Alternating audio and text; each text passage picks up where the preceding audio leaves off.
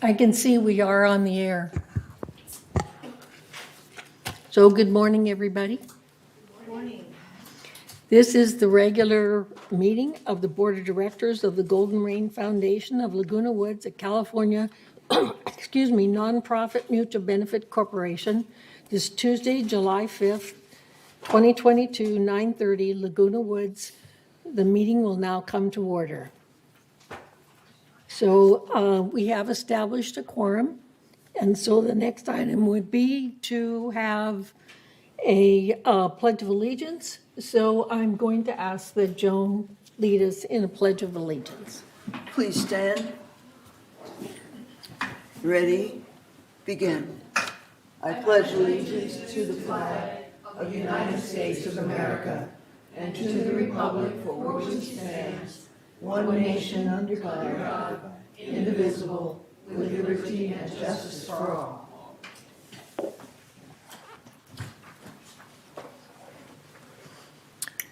So thank you. And the next item is the acknowledgement of media. And then the next item, order of business, is the approval of the minutes. We have several to go through Excuse me, here. approval of the agenda. Yes, I'm sorry. I'm ahead of myself here. Okay, the approval of the agenda. So, Joan, Madam Chair, I think we need to move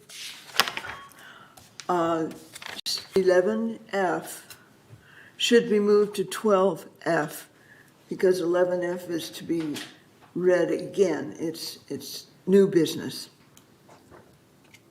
Did you get it? 11F. Sorry. 11EF is new business because it's the first reading. and the reason it's new business is because we already approved, the implementation of the parking permit. So then the next step would be to change, to amend the agenda item for traffic rules to allow enforcement. So it's two different steps, and this one is the second step. Did I explain that right? Yeah. Okay. And then, Joan, there was, In the minutes, only in the minutes. okay, but I also You had something. want to mention that in your packet, okay, the 12 and the ABC does not match up with your agenda, so I just wanted to mention that. So, because when you look at it, you'll see that nuisance is to be 12A, and in here it says 12B. So I just wanted to make you aware of that adjustment there. Okay. So are there any other questions, any other deletions or corrections to the agenda? Juanita. Juanita? Madam Chair, I question the wording on what is now 12G. It was 11F. Entertain a motion to approve an amendment to the vehicle. It should be either no D and amendment or and amend without amending it.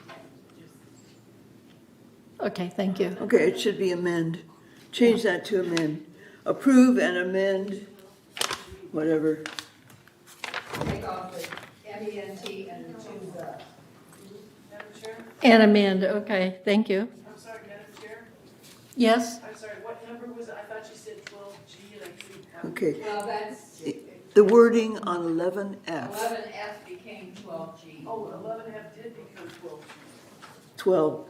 12F. I don't have any G. Right either, I thought it was 12F. I thought E was going to F. No. 11E, didn't you say that was? 11, okay, let me try again. We're moving 11F to 12F. And you're not moving 11E? No. No. Okay, well, that's. Okay. I'm sorry. We try to confuse. Yeah. Okay, are there any other corrections or deletions? So if there's no further corrections, are there any objections? If there are no objections, the amended agenda is approved by unanimous consent. So the next item is the approval of the minutes for March 25th, 2022 GRF Board Special Open Budget Workshop Meeting. Are there any objections? If there are no objections, the meeting minutes for March 25th, 2022 GRF Board Special Open Workshop Meeting is passed. The next item would be the approval of the minutes of May 23rd, 2022 GRF Board Special Open 2023 Budget Capital Review Meeting. Are there any objections or corrections? I'll ask for corrections first. So if there's no corrections, are there any objections? So if there are no objections, the minutes for May 23rd, 2022 GRF Board Special Open 2023 Budget Capital Review Meeting is approved by unanimous consent. So the next item is the minutes for June 6th, 2022 GRF Board Special Open Operating Department Review Meeting. Are there any corrections or? Madam Okay. Chair. Joan, okay. Yes, I have one correction. Please, on the first page of those minutes, under others present, delete GRF Advisor Rosemary DiLorenzo and place her in the last category under VMS Rosemary DiLorenzo. She's not GRF, she's VMS. Okay? Okay? That's all. Are there any other corrections? Are there any objections? So if there are no objections, the minutes for the amended minutes for June 6th, 2022 GRF Board Special Open Operating Department Review Meeting is approved by unanimous consent. So the next item is the approval of the minutes for June 7th, 2022 GRF Board Regular Open Meeting. Are there any corrections? Yes, Madam Chair. Joan? Under 5D, page 7 of 8, next to the last resolved, or the last resolved further, under committee appointments, it should be Resolution 90-22-24, June 7th, 2022 supersedes Resolution 90-22-22 adopted May 3rd, 2022. I have this in writing if you need it. That's it. Thank you. Are there any further corrections? All right. Elsa. I'm sorry, when I prepared, I had to do it online because I didn't get over here to get my copy, so I'm not listening. Okay. Are you, It's on the part about the flashing red lights would be. What page? I know, I'm getting to see. Okay. Page 13 and 18, agenda item 15D, and it's 12, it's underneath the resolution 90-22XX. Right. The motion was called to, did you find it? The Uh-huh. motion was called to a vote and passed 9-1. Director Skillman opposed, President Carpenter did not vote. I can't speak to Director Skillman. May I speak for just, Certainly. Director We Skillman got mixed up. did not oppose, and I abstained. So Okay. Director Addington abstained, and Director Skillman approved, so I wanted to point that out. Okay, yes. Okay, so cross out Director Skillman. This is on page 13 of 19. And you can put abstain, Director Addington abstained, that'll do it actually, yeah.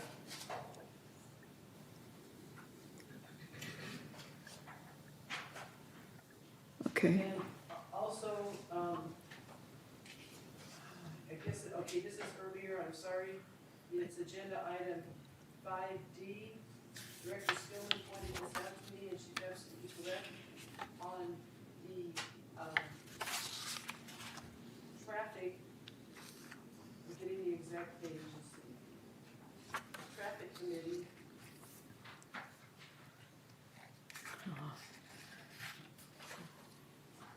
Okay, can anybody help me up in the? It'll come up today, but Oh, that's right. it'll come up today. Okay, it's not in the minutes from that time, okay. It was. It was in the minutes, but we didn't. But if it's incorrect, We're gonna correct it today.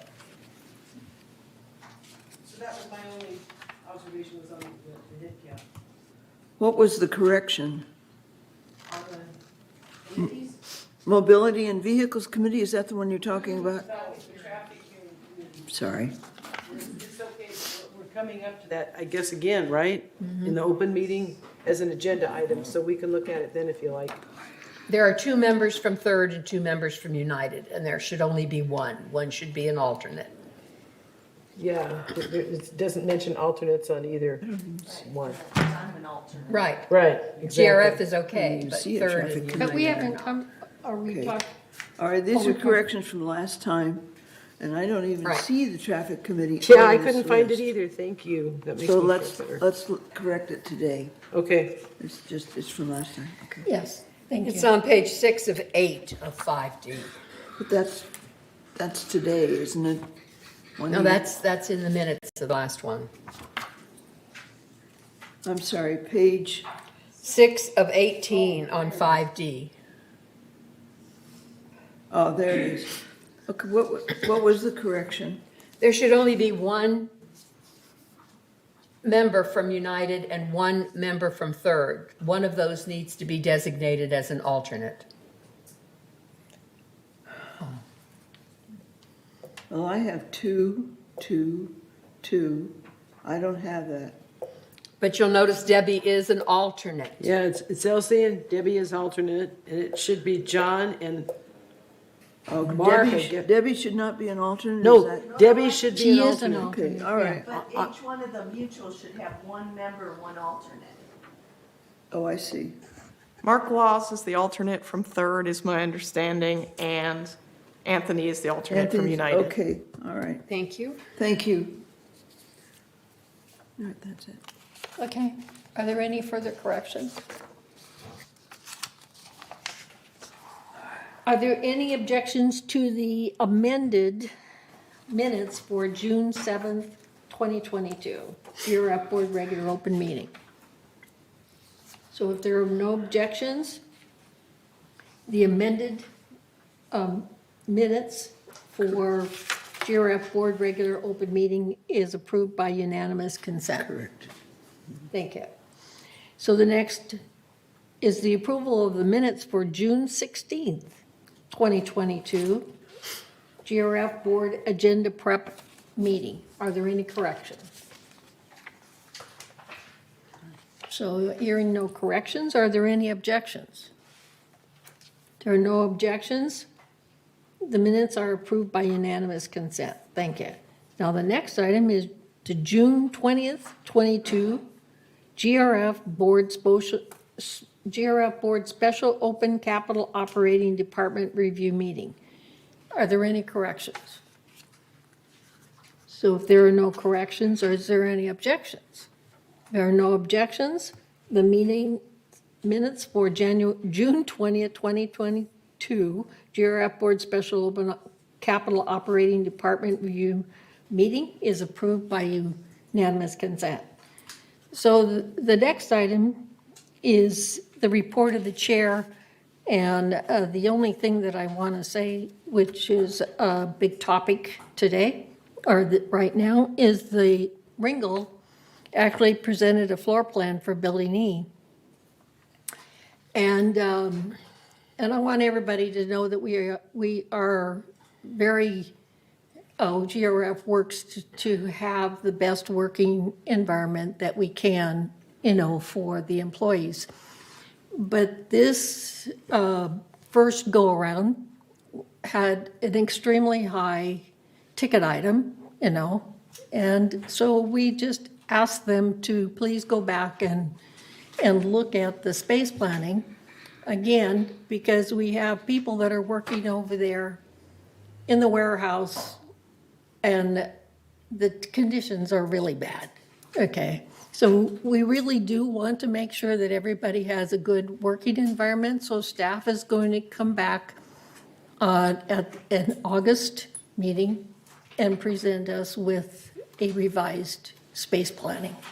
So the reason this isn't going back to M&C is because space planning has to be approved by the board. So that's all I have for today as far as my report. The next item is open forum, 3 minutes per speaker. CEO. Oh, just, I'm sorry, I think I'm over anxious today. Okay, thank you. Thank you, President Carpenter. Honorable President, members of the board, I just have 2 quick updates today. The first one is a reminder about the 2023 business plan, and next week we have business plan review meetings. The all boards meeting will take place on Monday, July 11th at 1:30 p.m. The GRF board will meet on Wednesday, July 13th at 9:30 a.m. to review the GRF proposed business plan. The United Board will meet on Friday, July 15th at 1:30 p.m. And the third board will meet that morning, so Friday, July 15th at 9:30 a.m. All those meetings will take place in the boardroom, and the agendas will be issued on July 8th for those meetings. So please keep an eye out for those. And then my second announcement is from the Recreation and Special Events Department. Just a reminder that the 2023 annual reservation lottery is underway. Residents may reserve 2023 dates at village facilities for special and/or club events by picking up lottery cards in the recreation office or emailing reservation requests to recreation@vmsinc.org. Please remember to return completed lottery cards or requests by 5 p.m. on Friday, July 15th. Participants will be notified of secured reservations by September 1st. And that concludes my update this morning. Thank you. Thank you. So the next item in business is the open forum, 3 minutes per speaker. At this time, members only may address the Board of Directors regarding items not on the agenda and within the jurisdiction of this Board of Directors. The board reserves the right to limit the total amount of time allotted for the open forum to 30 minutes. A member may speak only once during the forum. Speakers may not give their time to other people. No audio or video recording by attendees, and no rude or threatening comments. So members can attend the meeting by joining the Zoom link, which is 981-31257-242, or call 669-900-6833, or email meeting@vmsinc.org to have your messages read during the open forum. So I'll turn it over to staff. Do we have any members that would like to speak? Yes, the first speaker is Chris Collins, Manor 3306Q.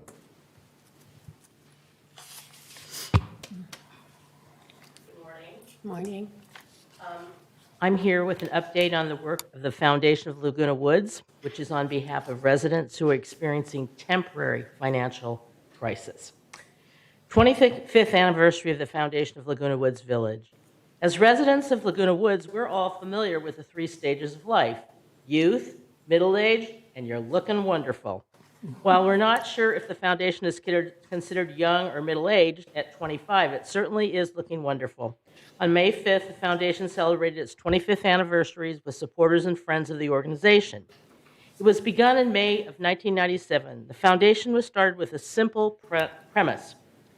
A group of residents pooled resources to help other residents facing hard times from the simple concept.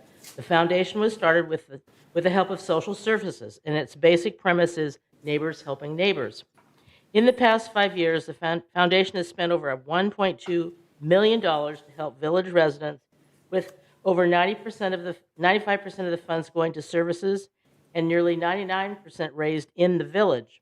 The foundation helped fund over 80,000 Meals on Wheels last year. To put that in perspective, in 1998, the second year of the foundation's existence, the total budget was only $20,000.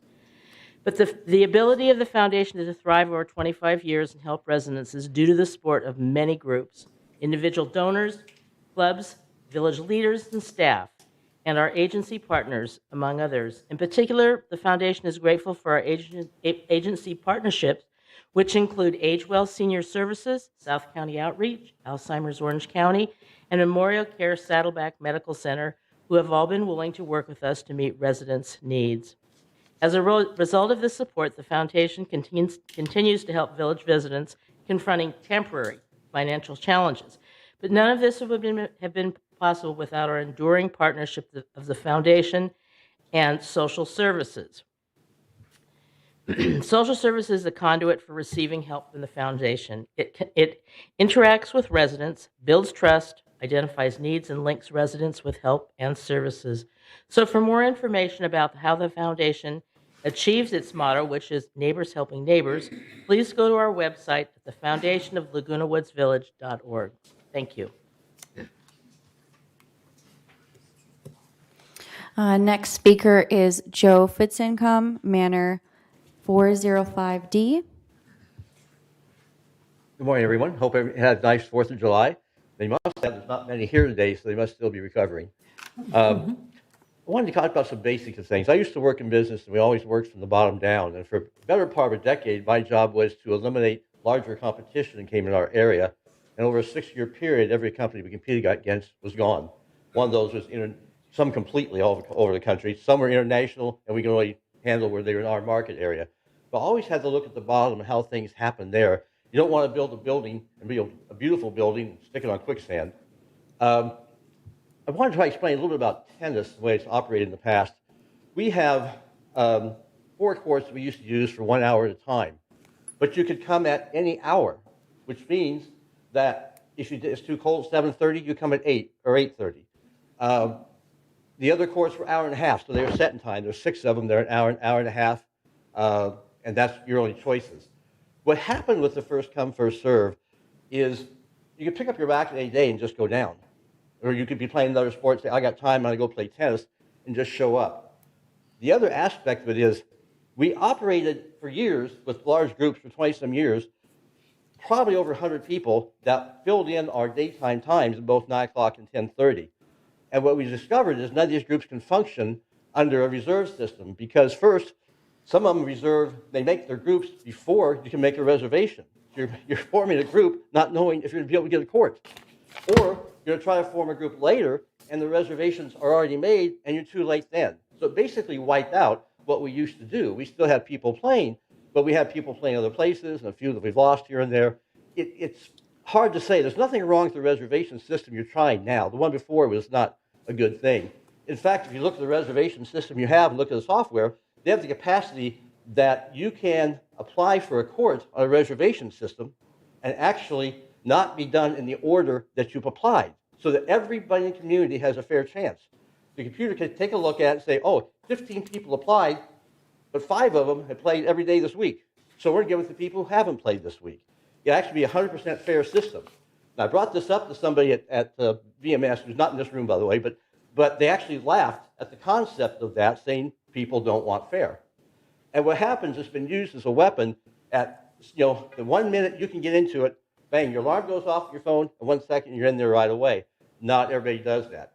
So the fairest thing we have is first come, first serve, and have that happen. If we end up with the reservation system, somebody should talk to me. I'm kind of familiar with some software things here and there.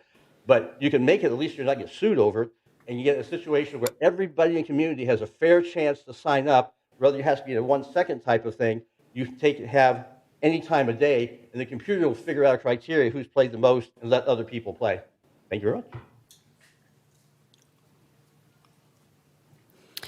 That is all for open forum. Okay, thank you. Madam Chair, Yes. I'm sorry I didn't fill out a card, but I would like to make a comment as a member. All right. I'd like to remind everybody that we are having story time at the library. We had one in June. We've got one coming up July 13th from 1:30 to 3:30 at the library. It's geared to children 3 to 6, but just the type of books that we read. But anybody, any child is welcome. And so I just want to get it in advance. If you've got grandchildren coming in, please think about coming and attending the story time July 13th at the library at 1:30. Thank you. Thank you. We do have one additional speaker. Okay, thank you. Catherine Freshley, Manor 5490N. Good morning. I Thank just you. happened to be in the building, so I thought I'd stop by. Great. And I was going through the agenda, and I was really very surprised when I counted up, because it's a change from when I was on GRF board, the number of committees and ad hoc committees that GRF has. And when you're looking for opportunities to reduce costs, that's the place to look, is to eliminate some of these. Because let's recognize that every committee or ad hoc committee, somebody has to produce the agenda, somebody has to take the minutes, somebody has to attend the meeting with the staff. Staff members have to participate. When I was on GRF back in 2017, I calculated that every meeting or the savings just in reducing the number of meetings, and that's when we went to every other month or every quarter for some of the meetings, was like $15,000 to $20,000 just in saving staff time. So if you're looking for a way, and I don't know, I'm not involved in your budgeting process, but if you're looking for a way relative to your budget to save staff costs, then you reduce the number of committees that you have, because I counted up 18 different committees, which I found astounding. And I think that you need to really carefully think through the process. That's one means of getting your payroll costs under control, because you're eliminating then some of the activities that people may be involved in or required to be there, because according to the laws, at least in the cases that I've been involved in, you always have to have somebody taking the agenda, somebody makes the agenda, somebody sets the agenda, and then somebody types it up and distributes it, and then somebody's at the meeting and they take the minutes, and the minutes have to be produced. And those are hours of staff time. So I think that I know that everybody in the meeting is a volunteer, but the staff is not. And so just, you might want to think about it. It was not something that I came in because I was thought from the budget. I just started looking through the agenda, and you don't want me to come and look at your agendas because I might end up being critical on some things just because I happen to live here. So thank you.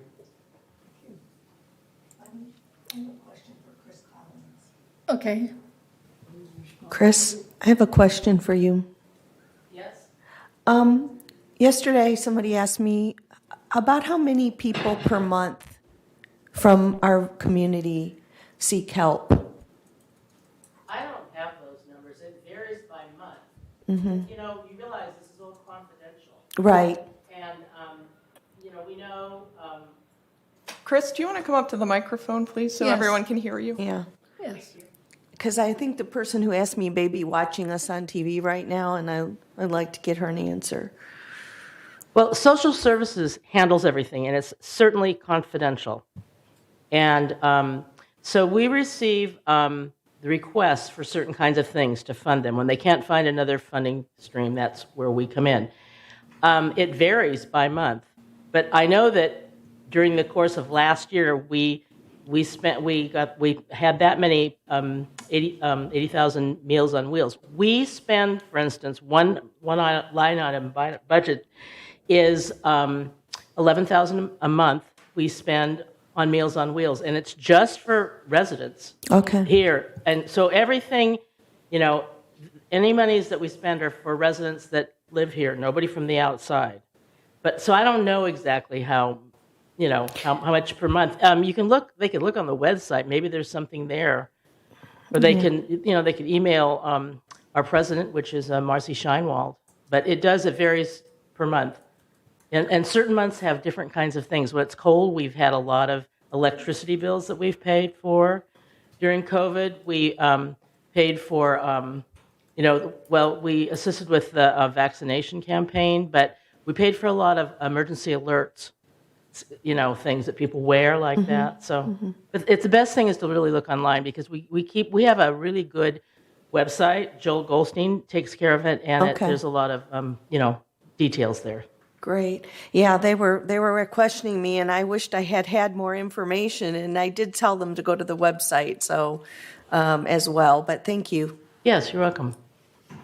Yes, While you're there, I just want to congratulate the foundation for its 25th anniversary thank you. and urge every resident to support the foundation to the extent that they can. It does a wonderful job, and Chris is here every month to tell us the effort and the work that they do. Thank you. Thank you so much. Because our donations are abundant, and we are so appreciative of that. We've been able to diversify what we do.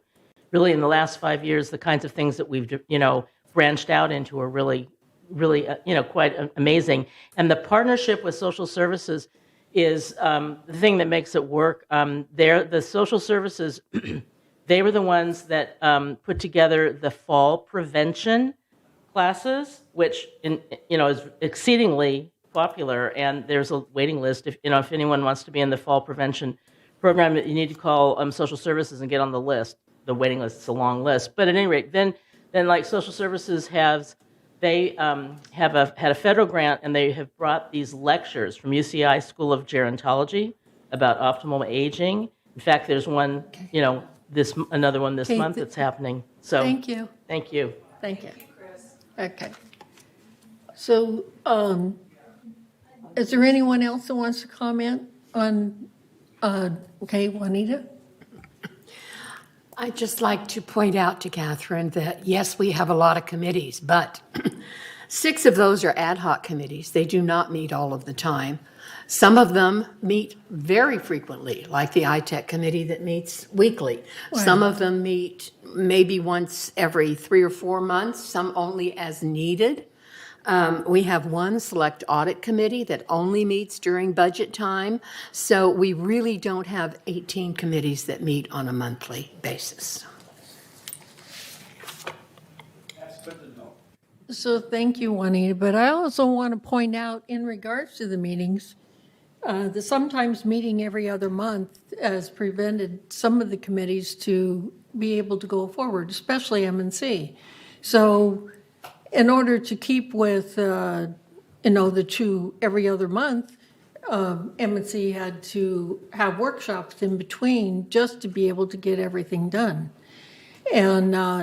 And the other part is that we are working very closely with staff. We're working closer with staff than we ever have before. And trying to refine some of the processes so that we can have less time for staff to be involved. So we're doing a lot of things in that area that probably, it's behind the scenes and a lot of people can't see it, so. But we are doing something. So, is there any other comments? Jim? Yeah, it's not on the committees. It was on the tennis courts. It's actually more of a question. Did I hear you say the thought that the reservation system was being used as a weapon? What happens is, some sports use this. Some people don't have the technology. Some people don't like the technology or can't use it. And obviously, we have various ages and various skill levels here. So there are people it does lock out. In fact, when you look at the courts, you'll find most of the reservations, like 2/3, are made by 7 to 11 people. But what's happened by taking the technology and making it 72 hours you can start in, if someone jumps right on that 72-hour moment, then courts can be gone. There's days we have empty courts, people don't go down because they were used to first come, first serve because they don't know if they've been reserved.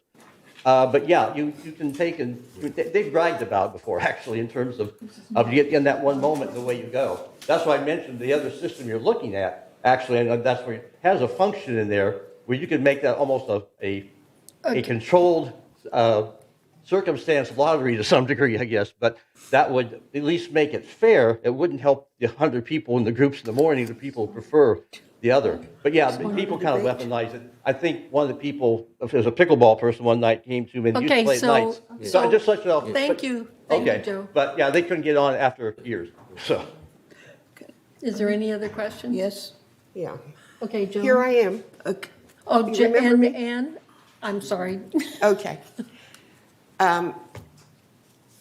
I disagree with Joe about them using the system for a weapon. Times have changed, and people keep talking about tradition and the way we used to do things. The people have changed. The people are younger. They want reservation systems. 95% of all of the tennis facilities use a reservation system. So I'm saying if there's a problem and you disagree with what I'm saying, you should bring it to CAC. Thank you. Okay, Joan, did you have? No, Yvonne said it. Should bring it to CAC again. Right, okay. Elsie?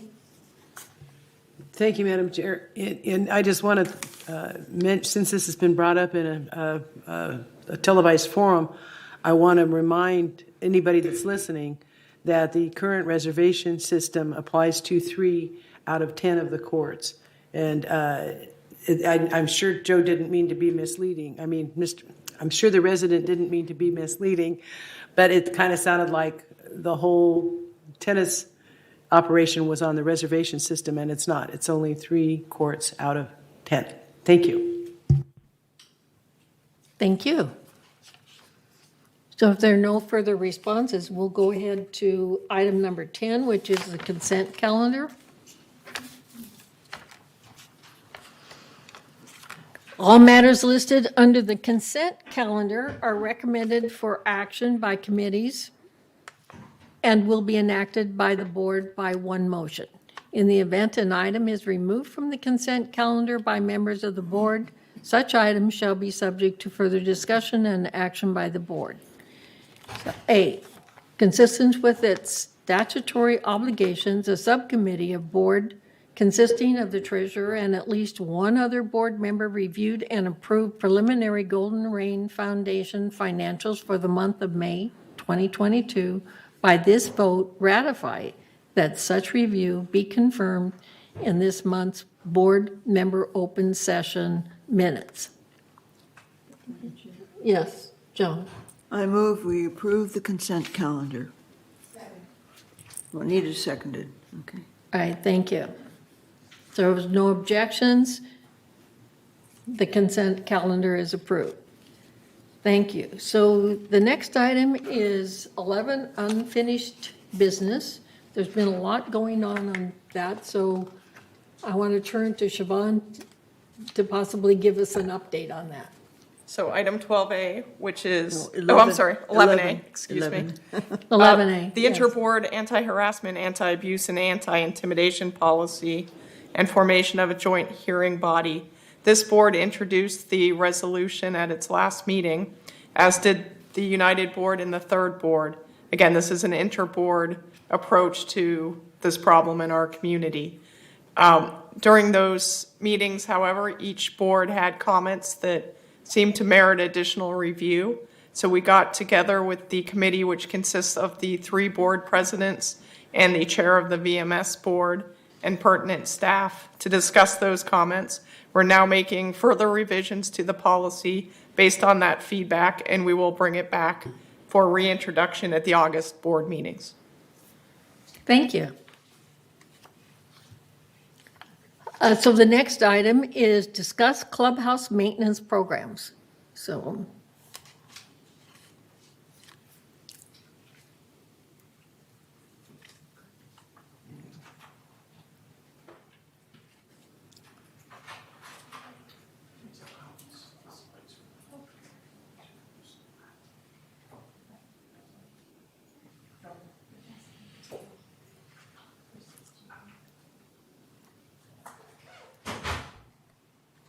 Good morning, board members, and welcome back from a holiday weekend. I'm very pleased to be here to give you an update on the progress we continue to make on trying to document and provide you with our recommendations for preventive maintenance of your clubhouses. So Since the last report that I provided last month, our staff has gone out and reached out to a couple of master planned large apartment complex communities which have similar facilities to what we have here in the village. And we've kind of put that together in a table format to share with you this morning, where we're recommending the board may want to focus on providing some direction for future budget considerations. So, Michaela, if you can go to the first slide.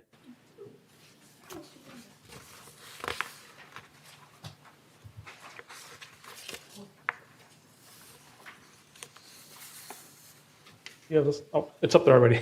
I was looking over here. sorry. The handout's coming around, so because this is a little difficult to read on the screen. But what I've tried to do is just, again, to keep in a consolidated form the information that you've already received at our previous two meetings, and then some new additional information that we've added on. So one of the items that we talked about last month under routine maintenance was landscaping. So we've reached out to our landscaping department and have confirmed that at the clubhouses, the landscaping around the clubhouses is serviced on a quarterly basis. And Mr. Weeman is comfortable that his crews are, based on the current budget, is adequate, but we would certainly welcome your input if you think that that's something that we want to change. But right now, landscaping and routine, what I call custodial services, are done as shown on the exhibit there, and we're not recommending any changes to that. So our focus has been on the more preventive maintenance type issues, and we talked a little bit at the last meeting about how we do that and how we could bring those more in line with industry standards. And so the recommendations that we're making for you to consider this morning are in the areas of roof inspections. Right now we do roof inspections on an as-needed basis or as part of our painting programs that comes around every 5 years. A more industry standard and what we would recommend that we consider for future budget considerations would be to budget for roof inspections on a 5-year cycle so that every clubhouse gets an inspection from a roof contracting firm. It doesn't have to be the same firm every time, but we get an expert up there to look at our roofs every 5 years. Right now, that's done, as I said, only on an as-needed basis, or we do repairs of roofs when we have leaks and things of that nature, but we're not doing any preventive inspections. So that's one area that we would recommend we might look at. The other area is outside furniture replacement, because our clubhouses do get a lot of use and out there. Right now, that's replaced on an as-needed basis. We would suggest that be put on a standard, we're recommending 15-year replacement basis, so that the outside furniture, the paddings, the chairs, the lounges themselves are all on a set schedule for 15 years. We think that's a small budget item that could easily be incorporated into future budgets. We looked at the flooring again, and we're not recommending any changes to flooring on tile and for tile replacement on the flooring or wood. We think continuing to work with as-needed replacements is a good way to go with that, but we are recommending a change to your carpeting. And we were recommending that you consider budgeting going forward to replace the carpeting areas in all clubhouses every 10 years. The next item is window coverings. Window coverings, take a lot of environmental, sunlight coming through. So right now we replace those on an as-needed basis. There's a lot of different window coverings throughout the different clubhouses. We'd like to recommend that you consider going forward budgeting to replace window coverings on a 10-year cycle. And then the interior lighting was another area that we talked about. I did confirm with our staff that the majority of our clubhouses are now switched over to energy efficient LEDs. There's a few that still don't have them, and that's because either the the infrastructure was not in place, and to change them out would be a significant cost, and that's something that we would then look at putting into the capital plan as a capital expenditure. But we do have LED fixtures throughout, but in those areas that we don't, we'll start looking at where it makes sense to put those into the long-term capital plan based on other work that might be going on in those clubhouse facilities. And then we talked a little bit about interior paint last time we met. I suggested that maybe that might be something that where the community might kind of see the most benefit if we were to put that on a set schedule. So based on industry standards and some of the research that we did, we're going to recommend that you consider painting the interior of the clubhouses in what I'm calling the high traffic areas, lobbies, hallways, the gathering areas such as your ballrooms and community centers.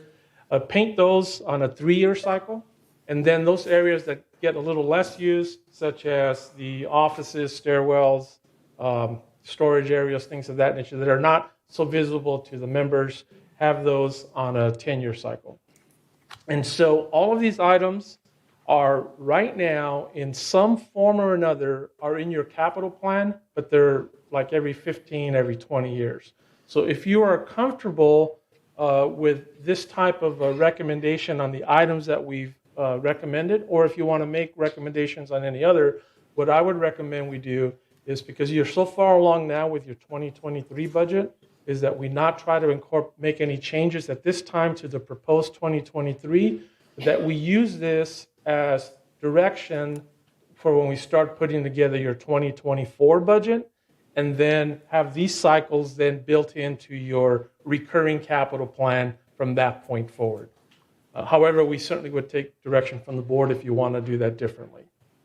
The next slide, the other document I provided you is just to remind you that your capital plan already includes funding for assessment and renovation of your clubhouses. And the way this has worked up until now is that you set up a budget amount in your planned budget. It's not money that you actually spent, but that's what you're planning on doing. So right now, for example, we're working with Clubhouse 1 and Clubhouse 3, the Performing Arts Center. Those are the planned budgets. Actually, Clubhouse 3 initially was $2 million. It was reduced down to $1 million. And now we're working with the subcommittee and MNC on how that $1 million gets allocated. Many of those improvements have already been done. Clubhouse 1 has a planned budget allocation of $10.5 million over 3 years. I think there's $2.5 million now in the 2022 budget. It doesn't mean you're going to spend all of that, and it doesn't mean that you're going to budget the remaining $8 million in the next 2 years, but that's what your capital plan has laid out. And I only bring this forward because I wanted you to remind the board and the community that you do have a plan in your capital budget for looking at the clubhouses. Right now it's spread out over 3 years, but that doesn't mean that we can't do the preventive stuff that was on the previous slide. This is intended more when you want to go in and kind of do an overall sprucing up of everything inside. So if you look at the next set of clubhouses that are slated for a planned budget allocation are Clubhouse 4 and Clubhouse 5 with a little over $4 million planned budget for each in the years 2025 to 2028. This is probably a budget number that was put in a few years ago. It's been carried over, so it probably needs to be updated, but we wouldn't do that until we get closer to those years. And then Clubhouse 6 and Clubhouse 7 in your current plan only has funding for an assessment. There's no money identified yet for what type of improvements might be made. And because those are out a few years still, it probably makes sense not to try to pinpoint those numbers yet. What we'll probably do is, based on what we end up doing in Clubhouse 1 and completion of maybe Clubhouse 2, then that might drive how we budget for those clubhouses out in the out years more. You currently don't have a planned budget allocation for either the Village Greens building or the community center, but those are your two newest facilities. So it's probably okay that at this time you don't have anything. but that's probably something that we need to revisit again, probably in the next couple of years. It's not an immediate need, but it is something that I think, based on the results we get out of the reserve study that's currently getting wrapped up, we'll use that information to program something out for those two facilities in the out years. So that's my update for today. Happy to answer any questions, and I think what hopefully we could, if after you have a little discussion, if you're comfortable with this, we'll use this as direction for next year's, the 2024 and going forward business plan, as opposed to trying to incorporate or change something in the current plan, because I think your assessments have already calculations have already kind of been laid out based on what you've presented already. Okay, Jim? Yeah, thanks, Manuel. That was a good summary. I have a couple of questions. One is, I guess the planned budget amount comes straight from the reserve allocation that finance puts together? Correct. Yeah, okay. And your proposal is different than the assumptions in that? It'd be in addition to that. In addition to? Correct, sir.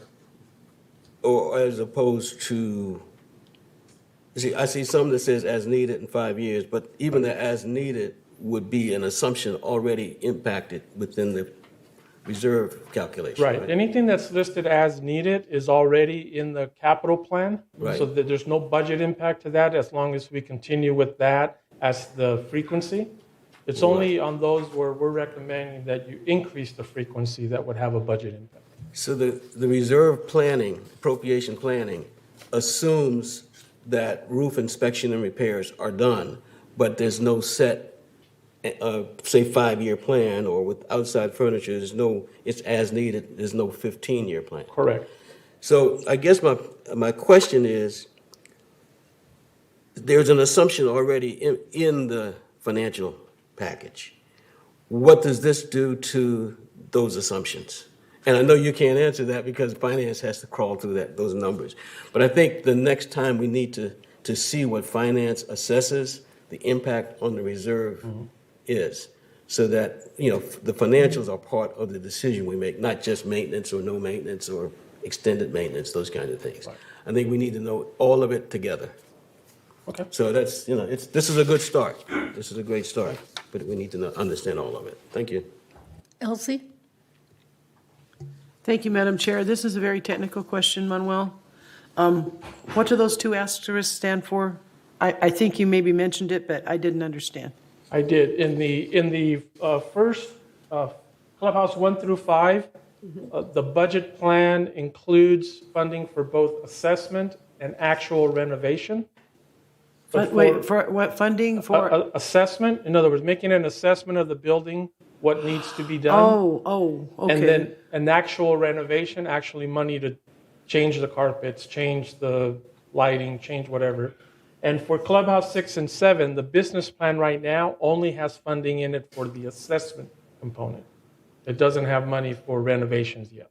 And that's because they're in the outer years. Coming out and assessing the issue and drawing up a set of plans like we just did with the third floor, something like that. Oh, okay. Thank you. That was a technical question after all. Okay. So my question is, we just had a reserve study that was completed but hasn't been presented to the board yet, okay? And are you aware of this study? I haven't seen a copy of it yet, but our staff has been contributing and working with the consultant to provide information. Right, because I think this would have another impact on this, right? I think Yeah, that's what okay. Director Hopkins was saying. It would have some impact on it, no question. The reserve study itself is more of a financial package than it is, an assessment of each one of these things that Manuel is talking about. But it is meaningful to merge the two, and I think that's what we're trying to do, and that's why I said finance really needs to take a look at this so that they can do that comparison with the reserve study, what they already have in their financial assessments, and what you're putting here now. So this kind of got to triangulate this and make it into one document that encompasses all of it. So I want to have an understanding based upon the inspections, because that was one of the things that we brought up, is how often is M&C going to inspect our buildings to see what is needed? Thank you. Thank you for reminding me of that. I think we discussed that at the meeting in May. And following that meeting, our maintenance staff put together a inspection checklist, and they have started going out and having either a supervisor or a manager walk through the clubhouse and do a visual inspection of everything that's needed. And right now, I've asked them to do it at least every 60 days, every other month. I'd like to assess what kind of feedback we get from that, and then determine if it needs to be done more frequently, or whether we can push it out to quarterly. But right now, every other month, every clubhouse will get a visual inspection with a checklist by either a supervisor or a manager. I just went ahead and implemented that because I thought it was something that needed to be done. So it's wonderful. Okay, Debbie? Yeah, okay, so mine's maybe more basic, but to your point about the 60-day, so at some point we have to establish the baseline. So when is that being done now to give us a baseline of all these things on our clubhouses? Because I would like to know, like, you're saying paint, interior wall paint every 3 years, but when was the last time something was painted? Are we all of a sudden going to need to paint 3 clubhouses, all the interior walls? So right now, interior painting is only done on an as-needed basis. Right. So we're recommending a 3-year cycle for all the clubhouses. And we'll work that in. If the board says, yeah, that sounds good, we'll work that into the budget then going forward from 2024. What the inspections do is they'll go out and they'll note a scratch on the wall or a stain on the wall, and then they'll make a note of that and have a work order prepared to go out and take care of it. So between these inspections every other month by M&C staff and the recreation supervisors that are at the site who also help us with those type of things, between those two things, I think we feel real comfortable that we can keep up with the kind of the routine maintenance of, hey, let's not have a stain on a wall or let's not have a stain on a carpet for an extended period of time. But this is going to be industry standard is, you paint all the interior every 3 years. And that's typically because most of the areas we looked at, again, it was hard to find apples to apples comparison, but most of the commercial offices and community centers and things of that nature we looked at tend to have tenants going in every 3 to 5 years or have a high use like we do here, and that's just what they budget for. Yeah. So I guess what I'm thinking in terms of is like, are we going to get hit with, this need to paint thousands and thousands of dollars worth of paint over the next couple of years, which is fine if that's the case and it needs it, because I think that a lot of them do need this. Yeah. And the other thing is just like, I know that this is more, a higher level look, but like do we clean the clubhouses like weekly, like dust and wipe things down and all that kind of stuff? Because, and maybe I think Brian's sitting in the back, but I'm just curious because, I'm just a resident here. I go into the building and I'm like, ooh, that doesn't look good. Ooh, that doesn't look good. Michaela, if you can go to the previous slide. So at the other document you have in front of you, at the top has the what I'm calling routine maintenance. Right. So this is the custodial services and what they should be doing. And I know that Mr. Carroll has a similar follow-up inspection for his staff for that, but I don't know if dusting is included. Well, as Robert's not needed, here. who decides when it's needed? I guess that's the question. Who decides when it's needed? The custodial contract has these elements shown on the slide. This isn't the entirety of their scope of work. Right. I don't know if dusting is, but that contract, they go through every night and do, let's just assume, vacuuming, wiping down surfaces, things of that nature. I don't know if dusting is part of that but we can check on it. Well, I was just curious, because as needed, that everybody You've said goes to that your already. house. Some houses are cleaner than others, right? As needed is in the mind of the person looking Right, at it. So that's where I'm at with that. I want things to look nice. I mean, we're here to make sure that our buildings are safe, that they're functional. We're not a resort community, but we should have very attractive facilities, and that's my thing all along with being on all the committees that I work on, which is renovation and things, is to make sure these are functional, safe buildings that we can use for all the activities that our residents enjoy. And the other half of your question about this is going to be a budget impact. It is. If you determine that you do want the interior high traffic areas painted every 3 years. If you say, hey, no, let's do it every 5 years, or let's do it every 10 years, then budget impact will be less. But this is what we're recommending. We haven't costed it out yet because we didn't want to jump ahead of what you wanted. Right. Thank you. John? Okay. Back to the roof inspections. Every 5 years. How does that work? Do all the roofs need to be inspected on 1 year? We would stagger Or is them it out. during the year so that one roof is inspected, then another, and so on? Because, I'm just asking. Yeah, we would stagger them out, and some roofs are larger than others. So Right. some, we might have to do one year, and then we could do 2 clubhouses the following year. But it would be on a 5-year cycle, so that more than likely. For each For one? each roof, yeah. Okay, and the same with carpeting and so on? Yes. The large items. I was just curious. Right. I think our scheduling is part of our question. Right. Okay.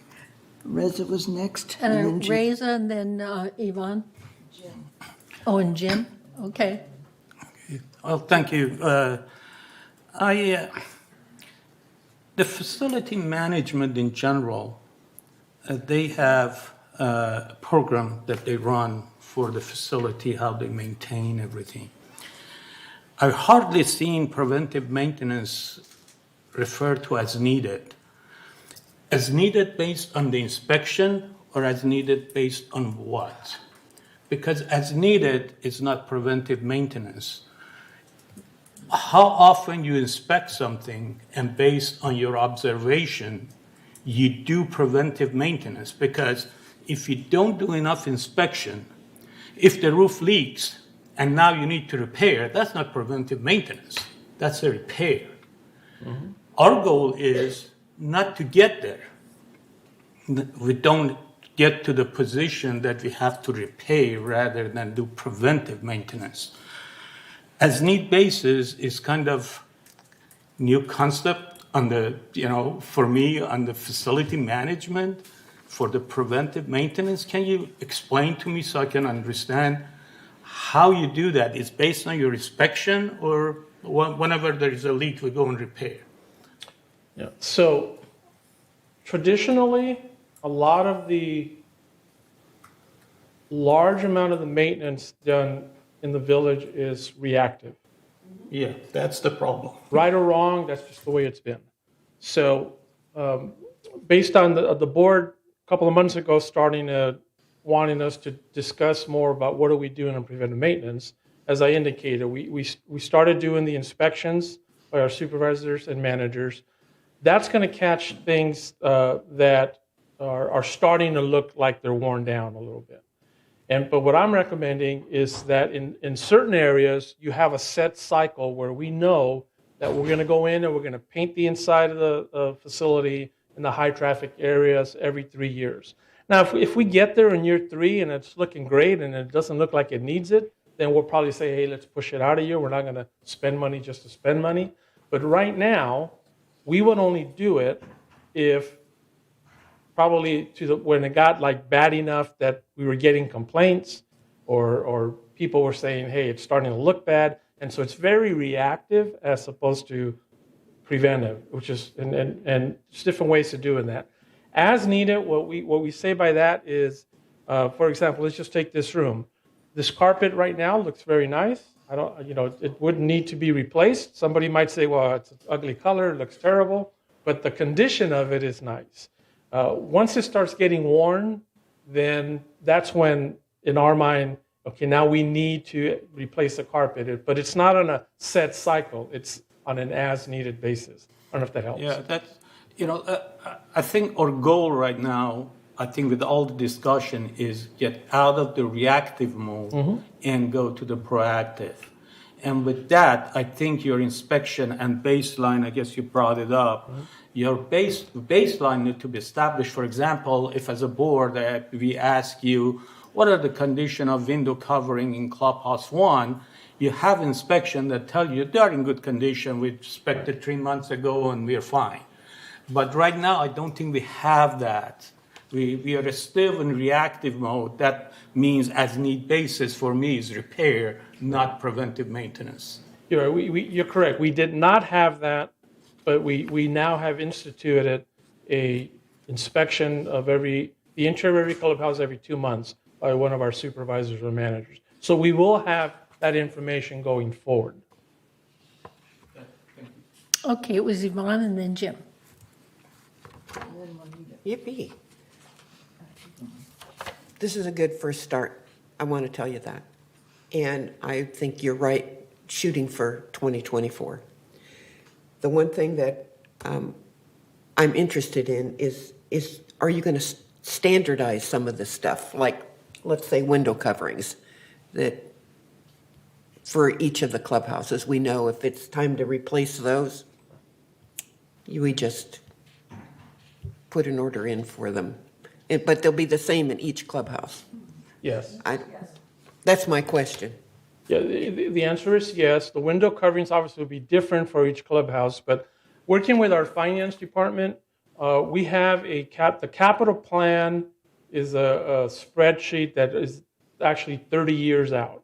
So we populate that. We bring to the board a 5-year snapshot, but if you open up that document, which I have, and then you look out, you'll see that, for example, every 15 years, you have painting the outside of Clubhouse 1 or whatever it's going to be.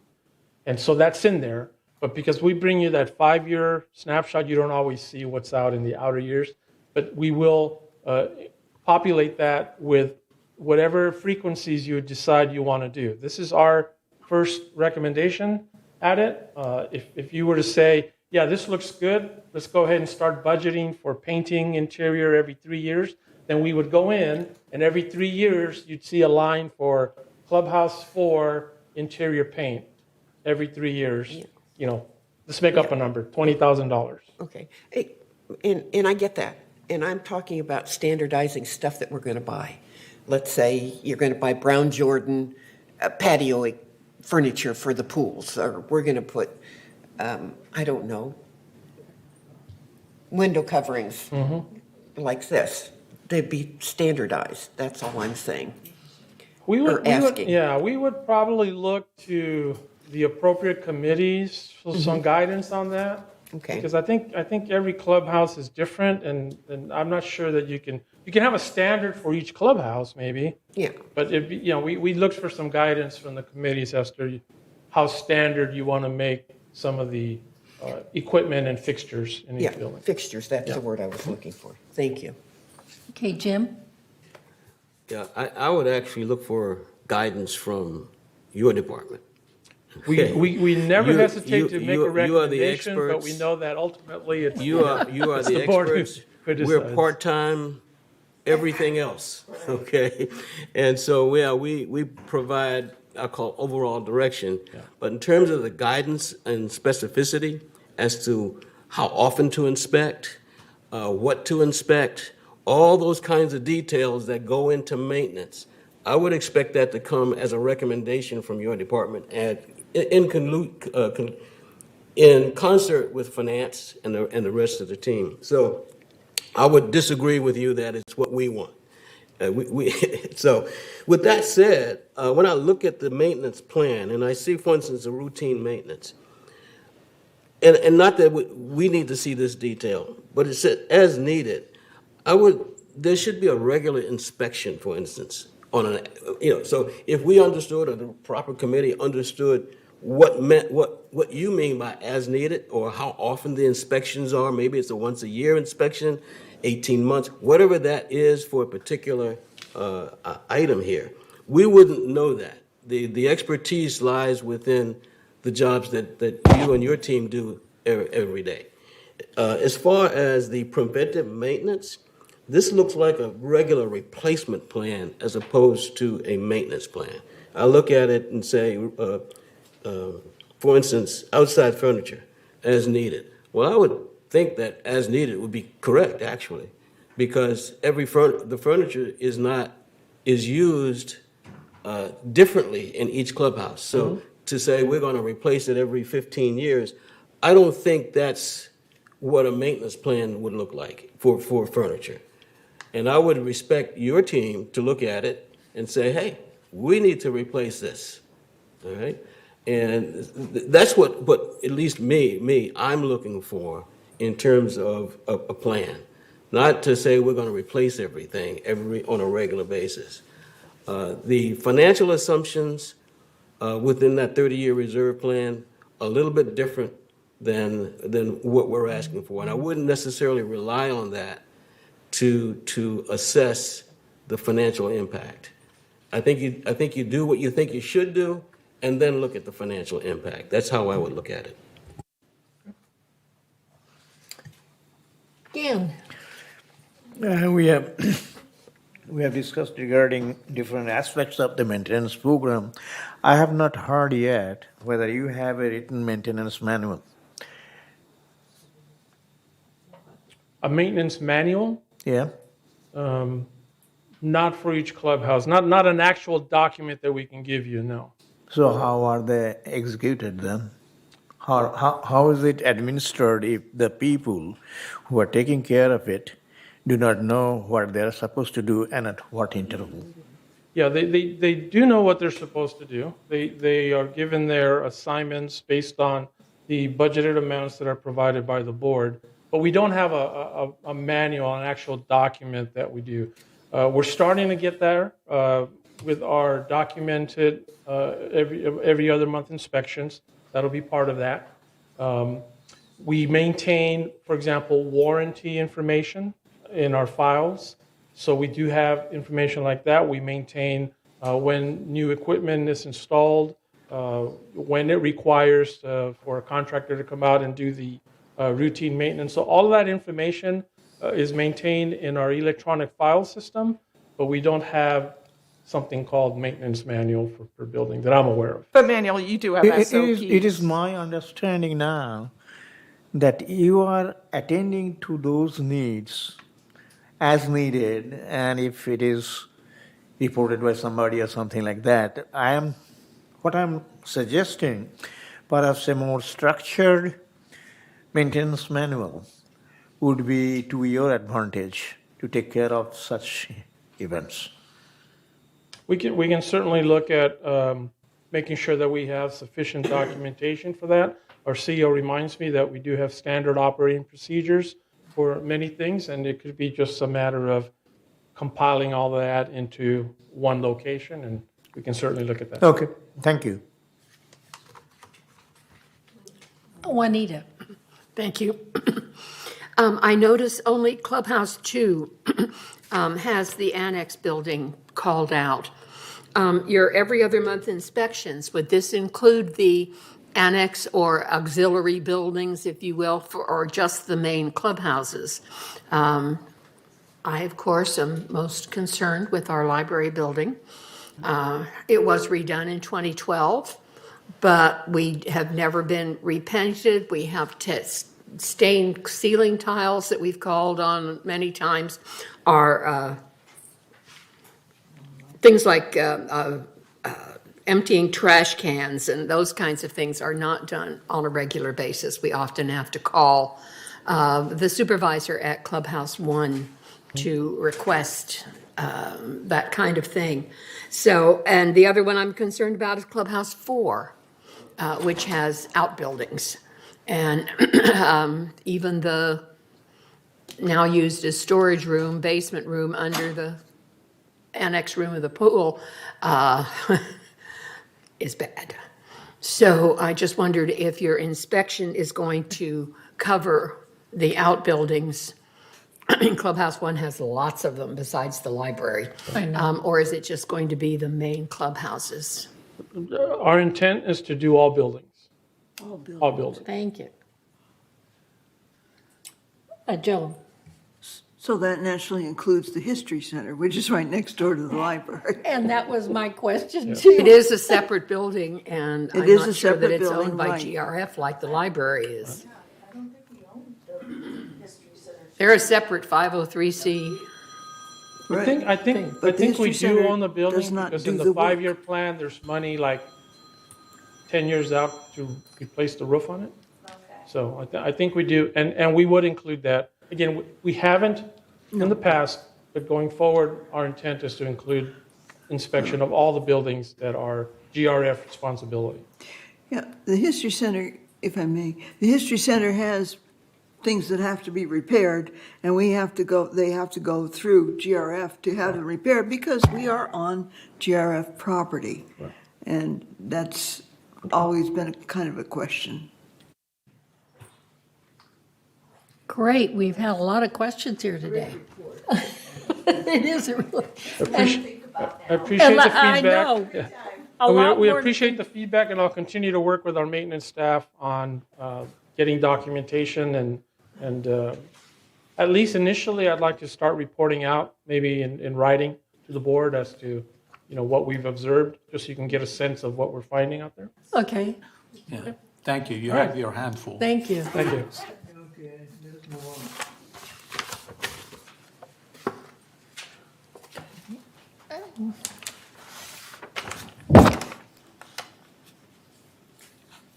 So I'm looking here. So the next item on our agenda is to entertain a motion to approve the replacement of stop signs throughout the community. Wait a Now, minute, wait, no. we it's discussed, committee. update committee. 11C. Okay, I see. I can't read my own writing. All right, 11C. We are to update committee appointments, and I think there will be some adjustments to the Yeah. committee appointments. One of them is, we would like to dissolve the Equestrian Center Ad Hoc Committee. What page is that? The last page, I think. Oh, no, it Page isn't. 4, It's,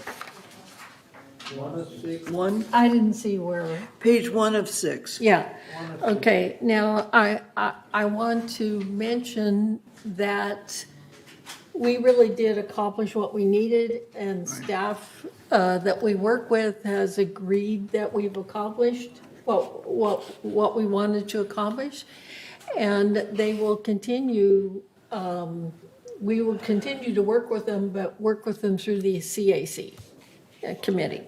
So that was one of them, and then, Joan, yeah. We might as well do this not as an amendment, but on the very last page, page 5 of 6, that resolved further that resolution 90-22, it should be resolved further that resolution 90-22-24 adopted June 7th, 2022 is hereby superseded and canceled. Did you get that? Okay, thank you. That was it. Now we're ready to read. What? Juanita has one other thing before we go ahead. Okay, Juanita? Yeah, Madam Chair, I did bring this up at Agenda Prep. I would like to add Lynn Jarrett as an advisor on the Landscape Committee. I think we can do that now after, and during the motion, that'll be, okay. I'm sorry. Right, and then Egon? Yeah, on the Oh, I'm sorry. Clubhouse Ad Hoc Committee, I noticed that Kathy Garris was removed, which should be, but then Ajit was put in and then struck out, and I don't know why he was struck out. Okay, Yeah, so he should be on rather than struck Remind out. me as I read. Okay, as I read the Okay. changes. Okay, so Remind me and then Joan, we'll get please it in. read the Okay. resolution. This is Resolution 90-22-XX, GRF Committee Appointments. Resolved July 5th, 2022, that the following persons are hereby appointed and ratified to serve on the committees of this corporation.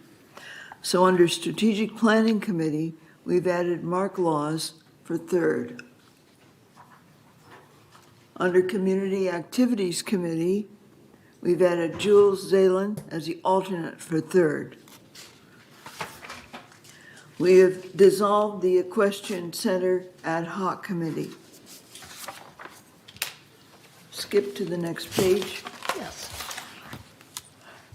Under the Landscape Committee, please add Jules Zalen, third.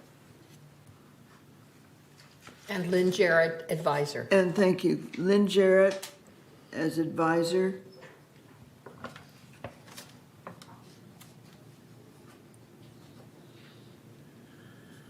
Thank you.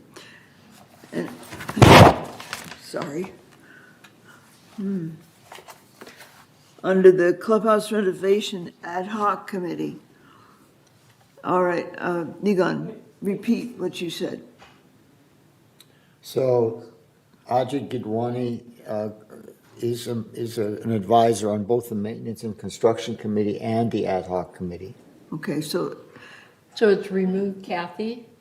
remove Kathy, but leave Ajit Right, yes. for both? MNC and Clubhouse Renovation.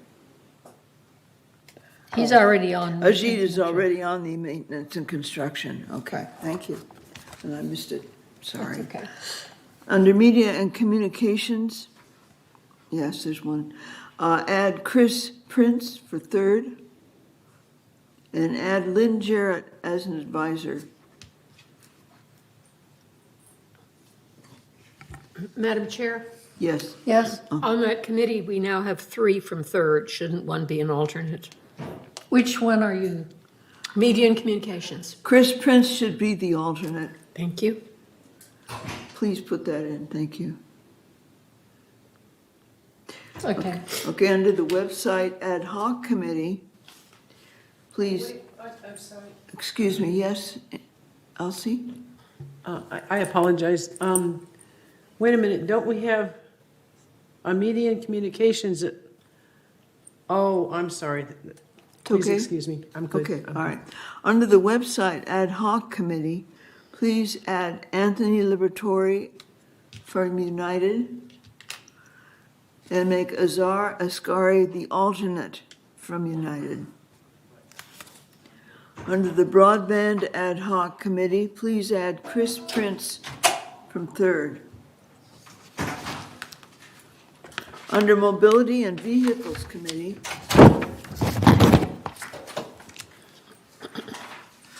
make James Cook third alternate, okay? And eliminate Ralph Engel from third, but add John Frankel from third. And then Security and Community, any changes? All right. Other committees, any changes in those other committees? Under Purchasing is the next change. Purchasing Ad Hoc Committee, Ralph Engel is from third, not as an alternate. Excuse me, were we going to correct Laguna Woods Village traffic hearings? What page? Oh, that's. Oh, it's right there where you are. Yeah, thank you. I'll see what was the correction. Oh, Shirley, I'm sorry. Well, Siobhan, did you say that we have too many members on here? That, I mean, we need some alternates. And did you say that Frankel was? My understanding is that John is the regular attendee, so that would make Mr. Laws the alternate. Okay. That's right. Okay, thank you. And United is the, Nada is the regular Yes. attendee, and Anthony is the alternate? That's my understanding. Okay, so that's my proposed correction. Madam Secretary, thank you. All right, did you get that? Did you get that? Okay. Thank you. Also on purchasing ad hoc committee, you have 3 from the 3rd. One of them alternate, or all 3 of them are member? Ad hoc committee, we're not, Ad You're hoc not committees, you limited, don't you worry can about Doesn't have as that. matter. many as you No. want. yeah. Ad hoc's okay. All right. Thank you, folks. All right, so the next change is the Insurance Ad Hoc Committee. Add Chris Prince from 3rd. Let's see. And since it's an ad hoc committee, we don't worry about alternates. Right. Finally, resolve further that Resolution 90-22-24, adopted June 7th, 2022, is hereby superseded and canceled. And resolve further that the officers and agents of this corporation are hereby authorized on behalf of the corporation to carry out this resolution. I move we approve this resolution.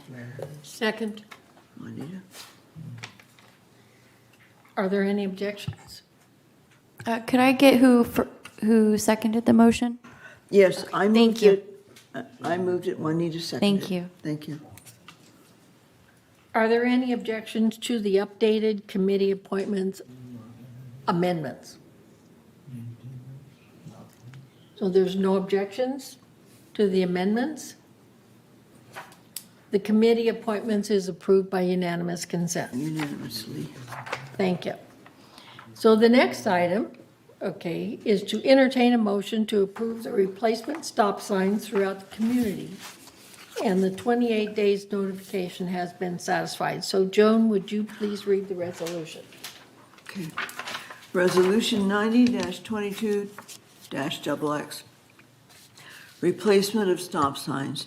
Whereas the Golden Rain Foundation, GRF, through the Security Division, desires to increase stop sign visibility and safety within the community, and whereas 21 solar-powered stop signs would be placed at intersections throughout the community with the intention of increasing visibility and safety, and whereas the Security and Community Access Committee has recommended the installation of solar-powered stop signs at specific locations throughout the community, now therefore be it resolved on July 5th, 2022, that the Board of Directors of this corporation hereby approves installation of solar-powered stop signs with an appropriation of $42,913 to be funded from the Equipment Fund, and resolve further that the officers and agents of this corporation are hereby authorized on behalf of this corporation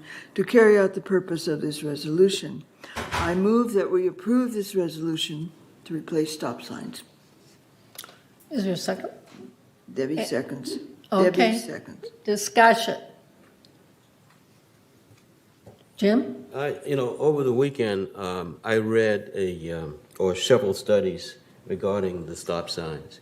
And there's one study, all of the studies concluded that the lit stop signs do have an impact on people's behavior. Sometimes not the behavior we would have expected or would like, but it was mostly a positive. So my recommendation with this resolution is only a change in the wording, and within the discussion, that the Texas study, wording from the Texas study, be included in the resolution. And I would like to read it. Okay. Overall, the use of stop signs with red flashing LEDs embedded at each corner of the sign had consistent, statistically significant beneficial effects on daytime and nighttime stopping compliance. Statistically significant reductions of 34 to 53% in the rate of vehicles not fully stopping were observed during 4 of the 5 evaluation periods after installation of the flashing LED stop sign. Overall, the rate of vehicles not fully stopping was reduced by 28.9% after the installation of the stop signs. The flashing stop sign was particularly effective in reducing the rate of vehicles blowing through the intersection, as the overall rate of occurrence was reduced by 52.9%. Although effective towards improving stop compliance, the flashing LED signs produce no statistically significant effect on vehicular speeds or deceleration on the approach at the intersections. So that was a pretty comprehensive study, and I know a lot of folks have had some disagreement with our decision so far. It hasn't been approved yet, but I would like to have that read, actually being included as part of the resolution, so that the reasoning for it is fully documented. If I may. So, Joan, yes. I think maybe as part of the resolution, but I would like to see it published in the Breeze, that particular study. So if you'll forward to me that information, Absolutely. we'll get that in this Breeze if you hurry. Sure. Okay. Debbie has a question. Debbie. I have a comment. I know there's been some stuff in the Globe, and I've been approached several times, and I wanted to mention that this didn't just happen overnight. This came up months ago in a security meeting, and also when the Vision Club came and presented to us. Not only did they talk about the benches, but they also talked about different safety measures within the community to help with their walking, in places where they've been almost hit. You never know what you prevent, right? There's no way to quantify that. So I'd like to say that. The other thing is that, we have lifeguards at our pool. That's to keep our residents safe. When we wear seatbelts, most of us wore masks during the pandemic, all preventative measures. This is a preventative measure to those high traffic intersections where a lot of people walk, where cognitive abilities unfortunately decline as we age. That's a medical fact. And if this stop sign can prevent somebody from absent-mindedly running a stop, from absent-mindedly not looking for pedestrians, then that's why I support it. But I want everyone to know that we take our fiduciary responsibilities seriously, and that this was thoroughly researched, and I thank Jim for his wonderful addition, and that the majority of us have determined that this is an appropriate measure to take, and we try to do the best thing for the majority. Everybody's not always going to agree with everything that we do. We know that. But I feel like this is an important step to make a higher safety for our vision impaired and our walkers in our community at these high traffic intersections. I'm not saying every stop sign in this whole community should be replaced, please. That's not it. This is what we've gotten. Chief Nunez and before that, Carlos, everybody did studies. We had 500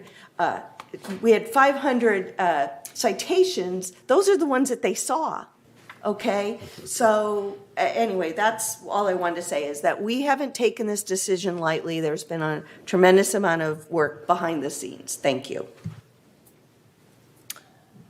Elsie. Thank you, Madam Chair. I certainly agree with everything you said, and I certainly respect your opinions. I don't agree with the end result, however. I don't think it's a bad idea to put in the stop signs, but I don't, and I think the study was great, but I don't believe the study necessarily applied to our village. We have kind of a unique situation here. And again, I don't think it's a bad idea. I just don't think it's necessary or appropriate for our village at this time, and I'll be actually voting no instead of whatever it was I did last time. Abstaining. Thank you. Are there any other comments? Yeah, I've got a comment. In unsolicited testimony by people that I run into, not testimony, but just what they say, they've seen it, I guess, in the Globe or something. And primarily it's been negative. I would say this, the only negative I have about it is the $2,000 per sign. If this leads to an expansion, we're going to find a cheaper way to do it, because this is not necessary. And that was what the objection was in the Finance Committee also. So, other than that, I have no objection to the project. Thank you. Are there any other discussion, questions? There are a few member Okay. comments as well. Yeah, All I right. just want to make sure that we are separating the labor cost of this with the cost of the sign. This is cheaper than what is stated. I think it's around 34,000, not 48,000, because the rest of it is the labor which already have and is not counted. It's, it's just fuzzy money. It's not real. So I just want to make sure of that. In general, this is what we need to do in order to make sure that we've done or due diligence about people that came here and asked for support and help on this issue. And spending $32,000 to make sure that they're taken care of is not a major spending that some people may say we haven't done our fiduciary responsibility. That I don't agree with. We look at this, we debated it, and people came in. There was a lot of people came in and asked for some support in this area. And that's what this board decided to move on with a small 10% of the sign that we have. And statistical analysis says that less than 10% is what you use in order to see if anything is effective or not. I'm not sure we're ever going to know if it's effective or not. But even if it saves one incident, $33,000 worth it. That's my point of view on that. Thank you. All right, and there was another comment? Yes, there's two member comments, one via email, and then there is Lee Isaacs requesting to speak as well. Okay. I'll pull her in right now. She's via Zoom.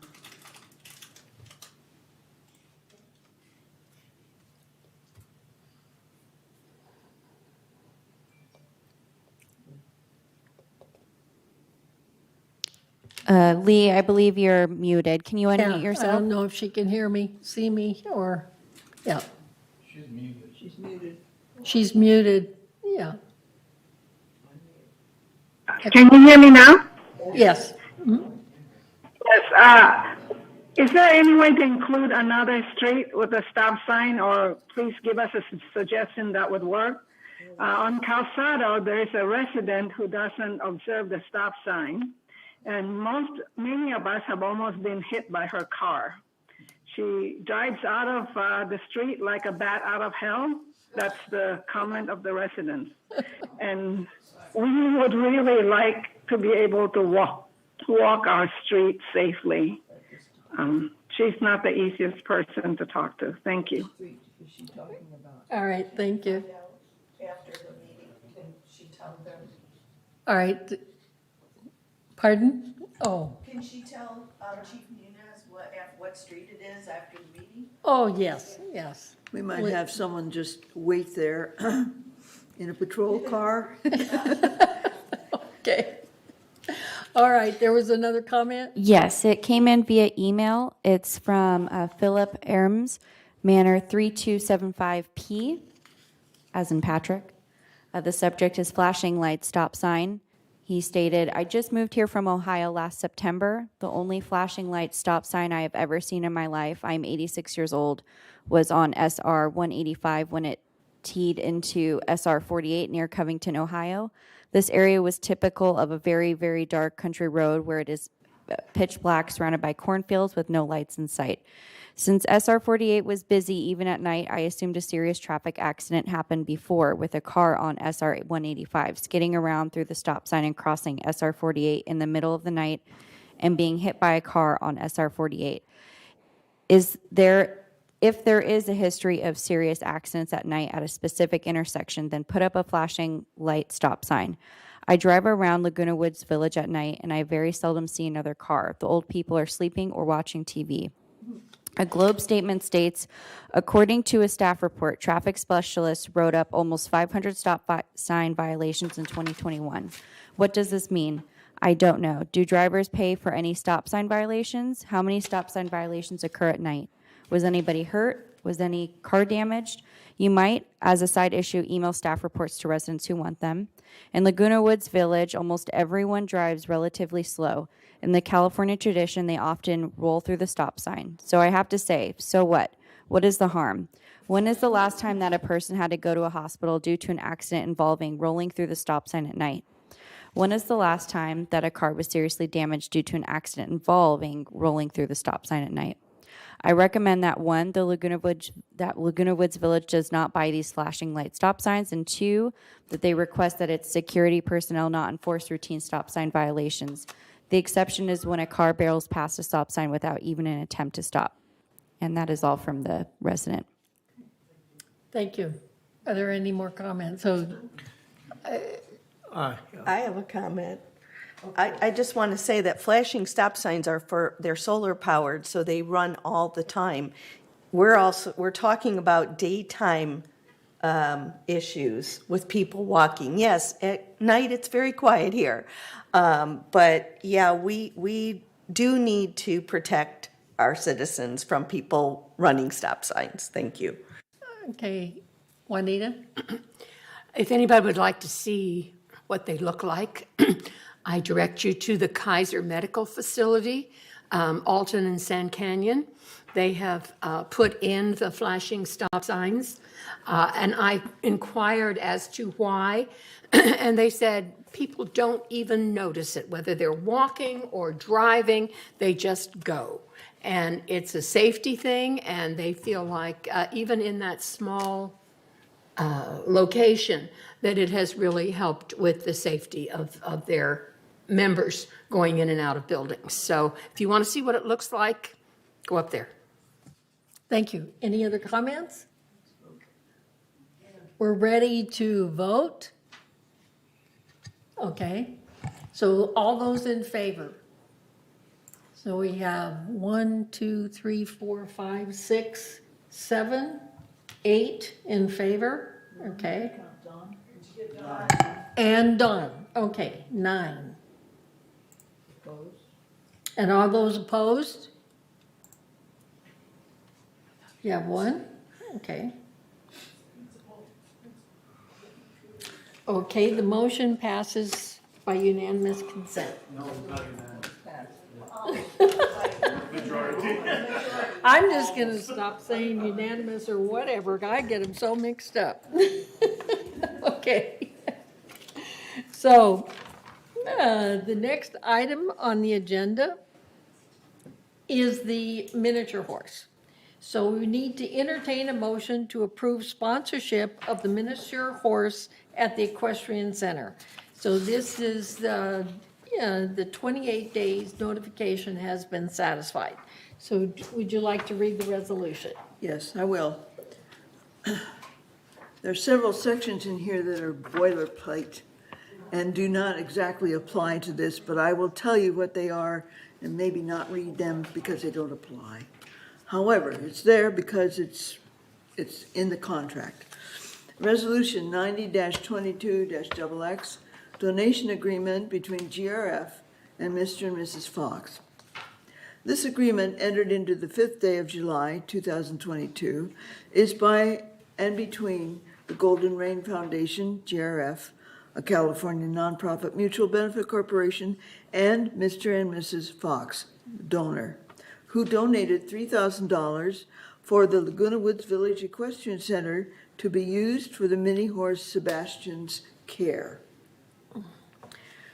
And whereas GRF and donor recognize the importance of community facilities and amenities, and whereas GRF and donor acknowledge the benefit of donations when they have a purpose consistent with GRF goals and are in the best interest of Laguna Woods Village, and whereas the donor has offered to donate $3,000 for the Laguna Woods Village Equestrian Center to be used for mini horse Sebastian's care.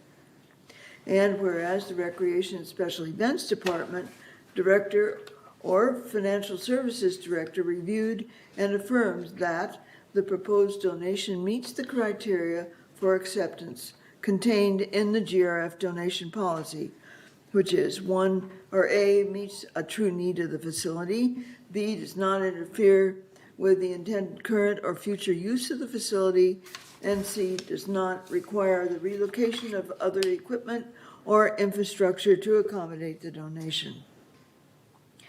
Now therefore be it resolved July 5th, 2022, that GRF and donor, in accordance with the described conditions and obligations hereinafter set forth, and cut out the word and, agree as follows.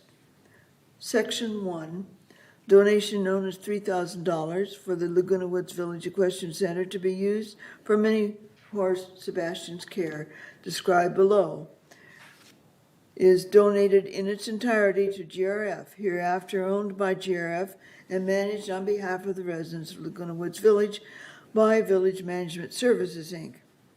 Section 2, the donation description, $3,000 for the Laguna Woods Village Equestrian Center to be used for Mini Horse Sebastian's care.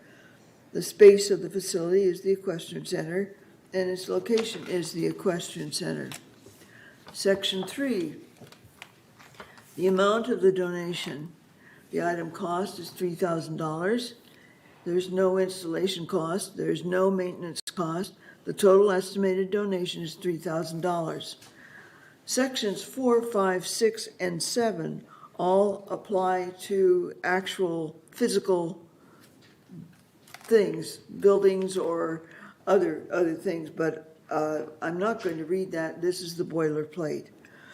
And resolve further that the officers and agents of this corporation are hereby authorized to carry out this resolution as written. I move that we accept this resolution. I second it. Any discussion? Question for the, I'm sorry. Go ahead. It's for the future reference. I thought in the last meeting that we discussed this, that, the $3,000, which doesn't include any movement, equipment, or building or anything, doesn't need to go on 28 days. Am I wrong on that? Or because for the future reference, you don't have to do it. I don't believe you are wrong. I think you're right. That in the future, this does not have to be on 28-day notice. It doesn't change anything. It is a donation. We either accept it or we don't. Yeah. So for future reference, we won't. Okay, I just want to make sure. Thank you. Thank you. I just have one comment. I would just like to say that Mrs. Fox loves Sebi, and she's so happy that she was able to help. Great. Oh, thank you. Juanita? I'm just curious, there's never been any breakdown. What will the $3,000 and how long? I know it's for 5 years. Will that cover his care for 5 years? No, Yvonne could answer that. Yvonne. Okay, section 4 specifically calls out the 5 years, as does section 7. I'm And sorry, so, it's boilerplate. Boilerplate, okay? They have to put in the resolution. do we have any idea how long $3,000 will? Yes, I do. There? Yvonne? And I just, we need to be sure and specify that GRF will go back to paying after that donation runs out. We're not going to leave him out there untended. That donation I on think top that's of that got nothing to do with the GRF spending money. That donation is just extra for that horse. That's all it is. GRF continue to support the horses. Okay, right. We're not supposed to be going back and forth. Anyway, was Yvonne able to answer that question? I didn't get to say anything. Okay, so please answer the question. $3,000 will take care of the horse, feed, care, and vet, and shoe, and trimming of his hoofs for about a year. A year, okay. Okay.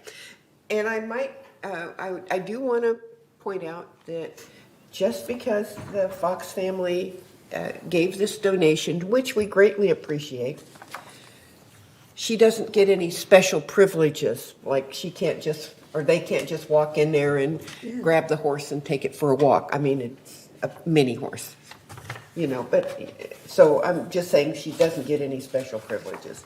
So it's just a grand thing that she did. And I personally want to thank her So, There you go. Did I answer your question? yes, the Okay. 1 year is what I was going for. Yes. All right, are there, Yeah. Joan? Also, she states it's $228 per month that covers their feed and hooves and everything. So it's for a year. Any other questions? Are there any objections? So if there are no objections, then the motion to approve the sponsorship of the miniature horse at the Equestrian Center is approved by unanimously. Unanimously. Okay, thank you. All right. So we've moved 11F, and so the next order of business is new business. And the next item is 12A, which is to entertain a motion for the nuisance policy. And this will require 28 days. So I need a motion, then we'll have a discussion. You need to tell them where the nuisance policy came from. The nuisance, okay. The nuisance policy was written originally by Jeff Beaumont. It is the United adopted nuisance policy. And in the interest of being able to have a consistent policy across all the boards, which is what we're aiming for, okay? I asked staff if they would present the United policy adapted to GRF and place it on our agenda to be approved. And I feel comfortable with that because Jeff Beaumont is also the one that has written our anti-harassment policy and the charter for the new hearing board. So would you like to read the resolution? Resolution 90-22-XX, nuisance policy. Whereas the Board of Directors has recognized the need to revise the harassment and nuisance policy, and whereas on June 7th, 2022, the Board of Directors approved an interboard anti-harassment, anti-abuse, and anti-intimidation policy and formation of a joint hearing body. The policy and joint hearing body were approved for initial notification and have been postponed 28 days to comply with Civil Code 4360. And whereas the purpose of the updated policy is to set forth guidelines regarding nuisance complaints only as the harassment portion of the original policy is now part of the interboard anti-harassment, anti-abuse, and anti-intimidation policy. Now therefore be it resolved, and the date should be August 2nd, 2022, the Board of Directors of this corporation hereby approves the nuisance policy as attached to the official minutes of this meeting. And this should be resolved further, that Resolution 90-21-36, adopted October 5th, 2021, is hereby superseded and canceled. And resolved further that the officers and agents of this corporation are hereby authorized on behalf of the corporation to carry out the purpose of this resolution. I move that we accept this nuisance policy. Is a second? Okay. Which one seconded? Yvonne? Okay. Okay. Is there any discussion? Any questions? Yes? I'm concerned about that first whereas, or second whereas. Excuse me. We just learned this morning that the joint policy and joint hearing were not going to be ready for final approval today, even though they had gone through their 28 days. I believe CEO mentioned that there were changes and that they would be presented at the August meeting. So I think we need to change some of that language. They were not approved. They were approved in the first reading to go forward for 28 days, but it makes it sound like they were to be approved today, and they're not. And this is part of that. Siobhan? That is correct. We can say the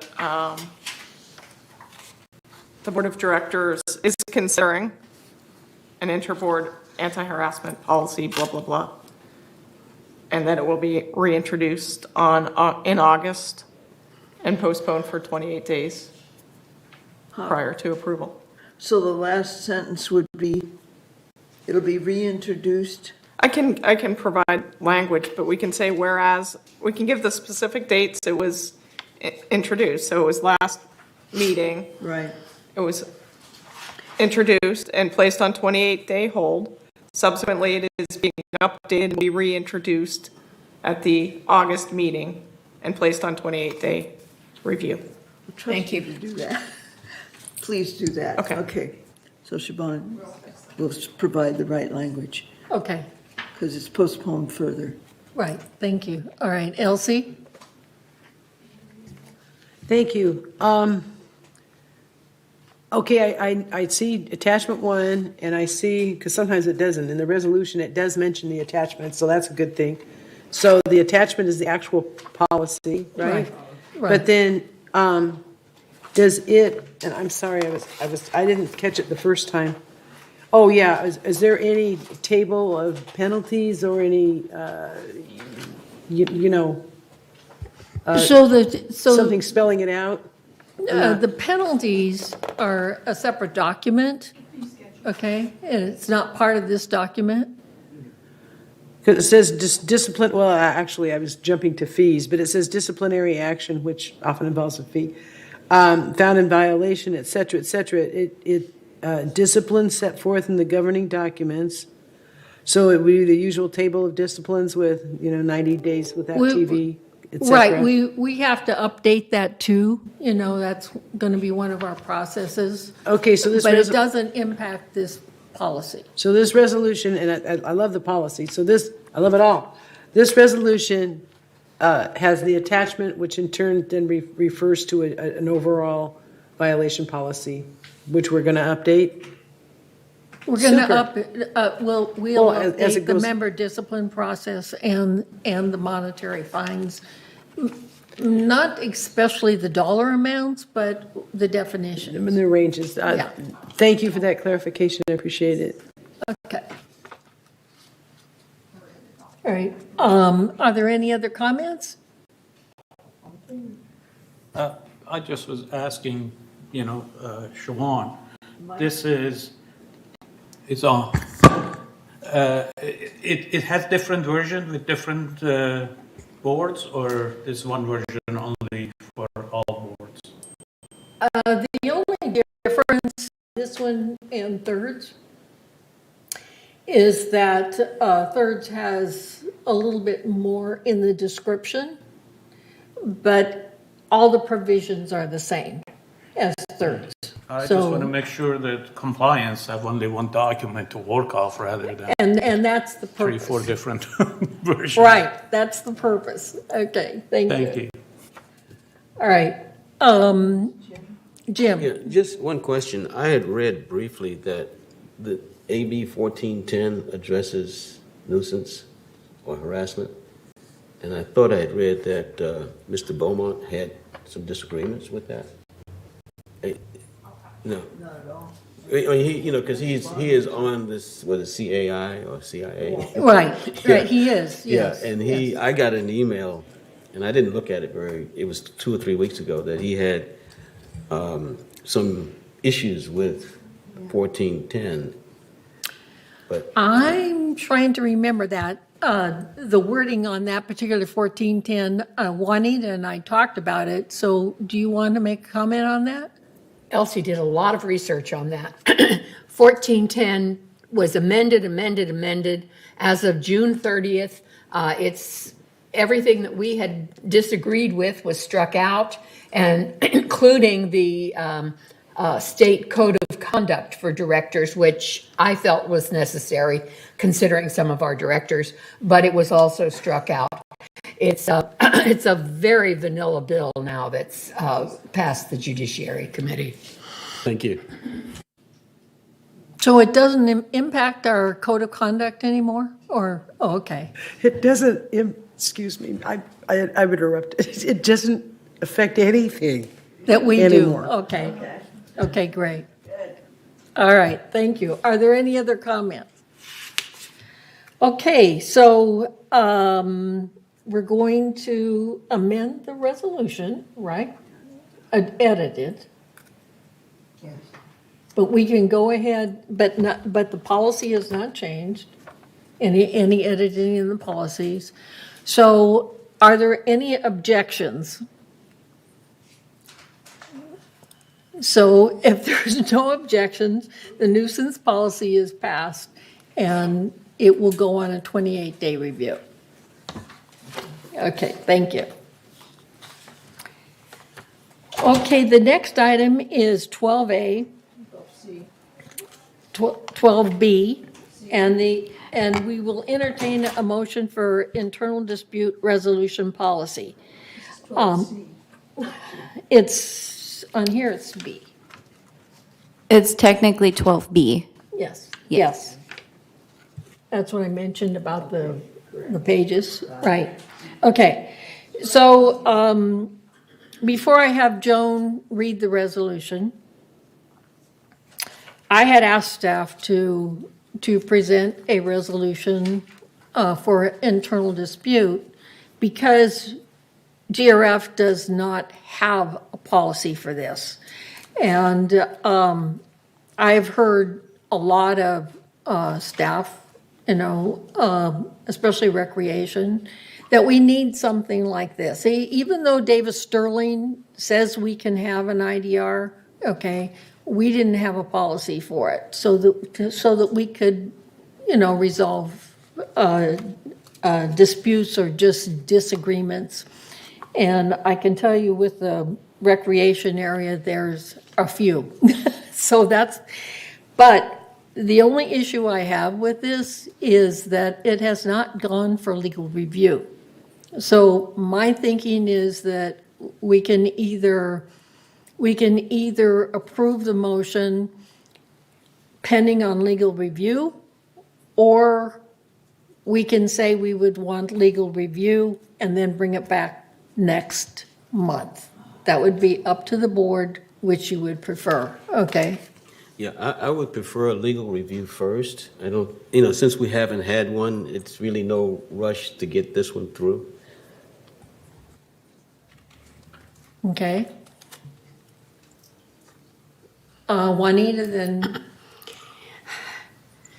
We have not had one, but Davis Sterling, which we technically are under, even though we're not a housing mutual, requires one. Right. We really need to have one in order to be in contact with the state law. So I say we put it through, and I'm happy to say depending on legal review, but if anything, it would just be some sort of wordage because we've got to have one. I agree. Okay, Elsie? As usual, I agree with both of the previous speakers. And so could we word a motion, Joan, where like after the 28 days, has the legal review not happened, then it extends again? I mean, right? So you're right, we need a legal review. There's no huge hurry, but she's right. We aren't in compliance. So can we word it that way? So, Joan, what's your recommendation? I can word it so that it'll include the legal review within the 28 days. And then if it hasn't occurred, we can do it again if it hasn't occurred, but I'm sure it will. But we'll have an escape hatch, right? That if the council just can't get to it in the 28 days, then it'll extend, right? Right, so the motion would be contingent upon legal I like review. that word. I'm sorry, I forgot about that word. That's a good Right. one. Let me give it a try. Okay, All right. so please read the resolution. Okay. I move we approve this, I have to read the resolution. It would help. Yes. James, before I do this? Yeah, I just want to clarify. I mean, I have no problem with going forward contingent on legal review. Suppose the legal review has significant changes. Then what does that mean for the 28th day? Just roll. Well, it Be would. reintroduced Right, then. right, If there are significant changes, it has to be reintroduced for Right. another 28 days. right. All right, let me give it a shot. Okay, did I read it yet? No, we haven't read the Okay. internal dispute. Let's start again. Yes, Resolution 90-22-XX, internal dispute resolution. Whereas the Board of Directors has recognized the need to adopt an internal dispute resolution, and whereas the internal dispute resolution, IDR, policy is to be followed by GRF and its members in connection with disputes relating to the enforcement of the governing documents. And whereas the law requires a fair, reasonable, and expeditious procedure for resolving such disputes, and further recognizes GRF to develop its own procedure for these purposes, known as IDR, or Meet and Confer. Now therefore, be it resolved, and this will be August 2nd, 2022, the Board of Directors of this corporation hereby approves the internal dispute resolution policy as attached to the official minutes of this meeting, and resolve further that the officers and agents of this corporation are hereby authorized on behalf of the corporation to carry out the purpose of this resolution. I move that we approve this resolution pending a legal review during the 28-day hold, but let's approve it for discussion purposes at this point and postpone our final vote for 28 days per Civil Code 4360. Is there a second? is there a second? Yvonne? Okay, Yvonne, any further discussion? We've discussed it pretty much. Yes, we did. Okay, so there are no objections to the motion? So since there are no objections, the motion is approved based upon the contingency of legal review. And during the 28-day review period. Passed. The motion passed. Unanimously. Unanimously. Okay. All right. The next item, we're coming up to our elections, okay? So we're going to entertain a motion to approve the 2022 annual election schedule and resolution to appoint the Inspector of Election Services. So please read the resolution. Resolution 90-22-XX, approve Inspector of Election Services. Whereas Civil Code 5110 and Corporations Code 7614 require an association to select an independent third party as an inspector of elections.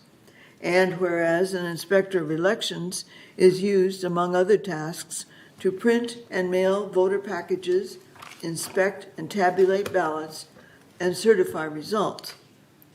Now therefore, be it resolved, July 5th, 2022, that the Board of Directors of Golden Rain Foundation hereby approves a contract to Unilect Corporation to perform inspectors of election services for the 2022 annual meeting of the corporate members, and resolve further that the officers and agents of this corporation are directed on behalf of the corporation to carry out this resolution. I move that we approve this resolution. Second, okay. Is there any discussion? Juanita? Question. On page 3 of 6, the election schedule for 2022, can somebody explain to me what 1, 2, 3, 4, 5, 6, 7th item is delegate election for 3rd? I can. This is the new, it's in the amended bylaws that were approved last year. Each corporation gets a delegate to the GRF Board of Directors. This year, United elected a delegate to the Board of Directors, and that is Don Tibbetts. Third gets to do it next year, and so on. Every year, one of the corporations gets a delegate to the GRF Board of directors pursuant to the amended bylaws. But that has nothing to do with the corporate members meeting, right? Yep, Yeah, it does. Yes, it does. They use a candidate from the GRF pool to serve as their delegate. and I've already talked to Mark Laws about this and suggested to him how United had selected their delegate last year. And basically, the importance that this delegate would be seated at the same time with our elections. So I just wanted to let you know I've communicated with them in regards to that. So is there any further questions? So if there's no further questions, are there any objections? So if there's no objections, the motion is approved. Thank you. All right, so the next item is entertain a motion to approve a donation from Judy Saxon Trust for Moisture Intrusion. So please read the resolution. Resolution -90-22-XXX. Donation agreement between GRF and Judy Saxon Trust. This agreement, entered into the 5th day of July 2022, is by and between the Golden Rain Foundation, GRF, a California nonprofit mutual benefit corporation, and the Judy Saxon Trust, the donor. Whereas GRF and donor recognize this should be importance, not important, of community programs, services, and facilities. And whereas GRF and donor acknowledge the benefit of donations when they have a purpose consistent with GRF goals and are in the best interest of Laguna Woods Village. And whereas the donor has offered to donate $15,000 for the benefit of moisture intrusion work completed by the Maintenance and Construction Department. And whereas the Director of Financial Services reviewed and affirms the proposed donation meets the criteria for acceptance contained in the GRF donation policy, that it meets a true need of the facility, that it does not interfere with the intended current or future use of the facility, and that it does not require the relocation of other equipment or infrastructure to accommodate the donation. Remember, this is still boilerplate. Now, therefore, be it resolved, July 5th, 2022, that GRF and donor, in accordance with the described conditions and obligations hereinafter set forth, and agree as follows. 1, the donation described below is donated in its entirety to GRF, thereafter owned by GRF and managed on behalf of the residents of Laguna Woods Village by Village Management Services, Inc., VMS. Section 2, donation description. A payment in the form of a check dated May 5th, 2022, and paid to the order of Laguna Woods Village is intended for the specific benefit of moisture intrusion work completed within the village. Section 3, the amount of the donation is $15,000. Resolved further that the officers and agents of this corporation are hereby authorized to carry out this resolution as written. I move that we approve this donation of $15,000 for moisture intrusion work from the Judy Saxon Trust. Elsie? You're seconding it? Yes. Okay. I also have just a comment. So I'm sorry, I was reading along, but so we corrected every occasion of the 5th of July, 2022 to whatever it is, the 2nd of August, right? No? No, this is not, we do not have to reread this. This is just a donation. We say yes or no. Okay, so how come the other one we had to do it on the 17th? Because we clarified it at the last meeting and it had already been introduced. So we just saw that one through to completion and now we will adhere to the fact that it does not have to go on 28-day review.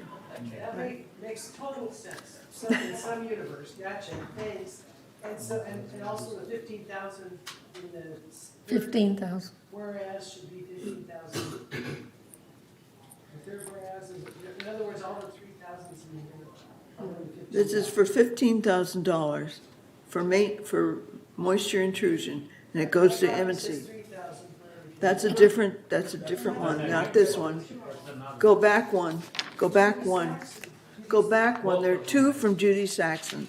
I'm sorry. There are two of them from Judy Saxon. Right, that's what I'm gonna We're ask. trying to confuse you. Okay. Did you have a question, Juanita? Yes, I do. My question, and basically it goes with section 2, intended for the specific benefit of moisture intrusion work completed within the village.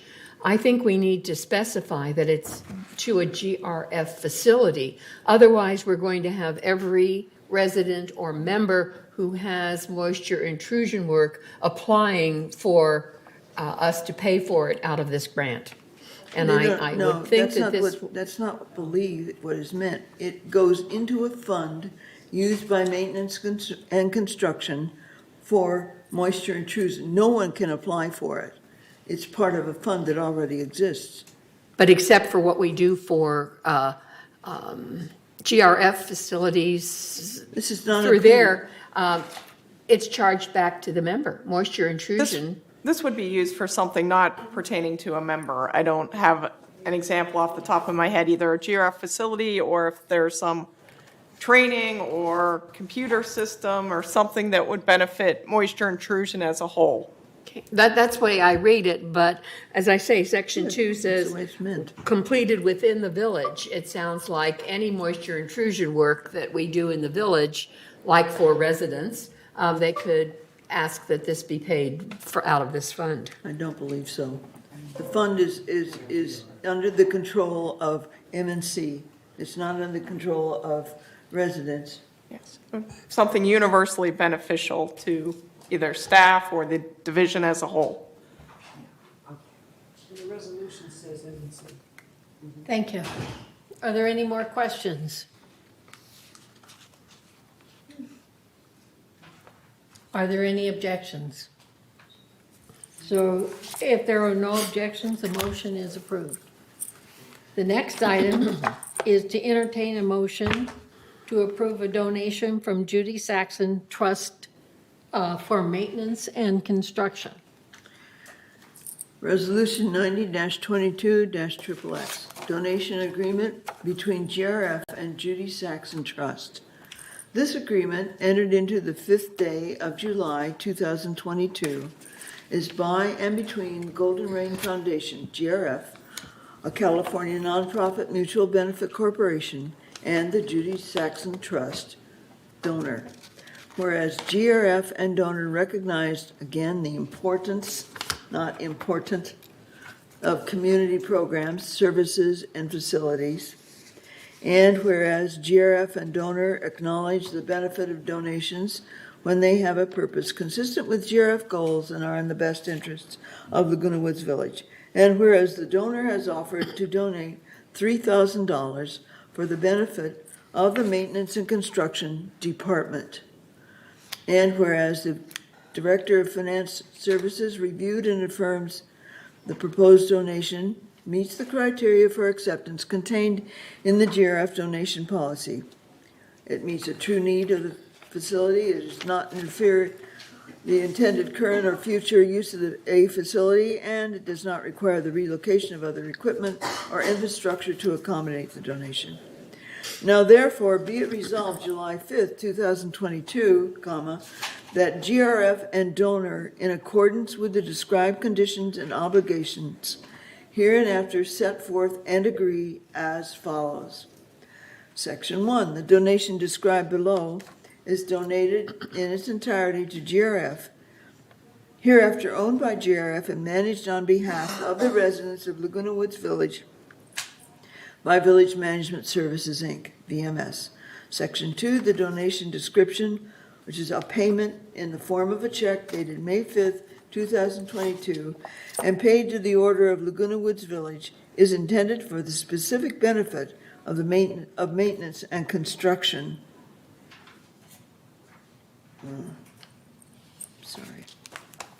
Of maintenance and construction. It should be department. Right. I think it should be department. So add the word department after that section 2. The amount of the donation is $3,000. Resolved further that the officers and agents of this corporation are hereby authorized to carry out this resolution as written. I move that we accept this donation of $3,000 from the Judy Saxon Trust for the GRF M&C department. Second. Do we have a second? Okay. Debbie, second. Any discussion? Are there any objections? If there are no objections, the motion to accept the donation from Judy Saxon Trust for maintenance and construction for $3,000 is approved. So the next item is 12F, which is to entertain a motion to approve and amend the vehicle traffic parking rules. And this will require a 28-day notification. Let me find it first. So we look at 11F is the resolution. 11F, Okay, please read the resolution. Resolution 90-22-XX, Vehicle Traffic and Parking Rules.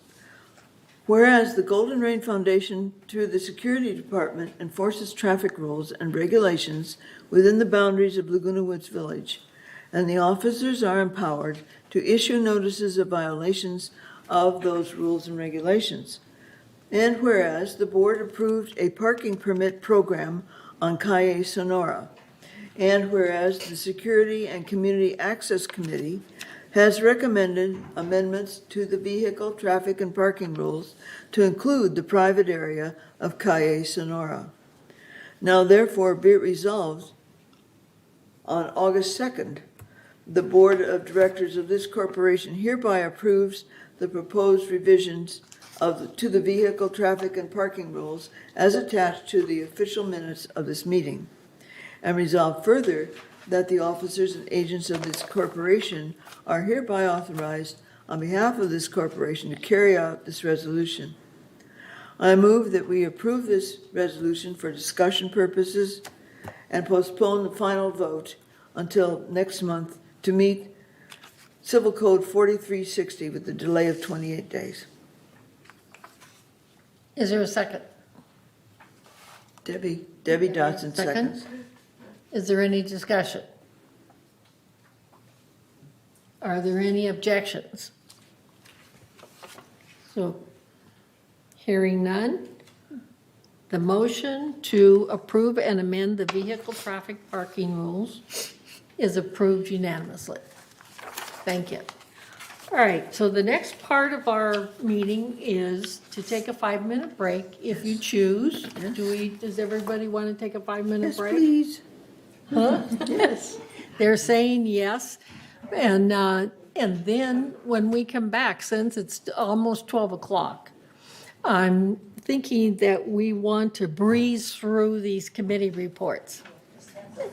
Yeah, except for finance. Okay. All right, thank you. 5 minutes, and it looks like it's 12:57.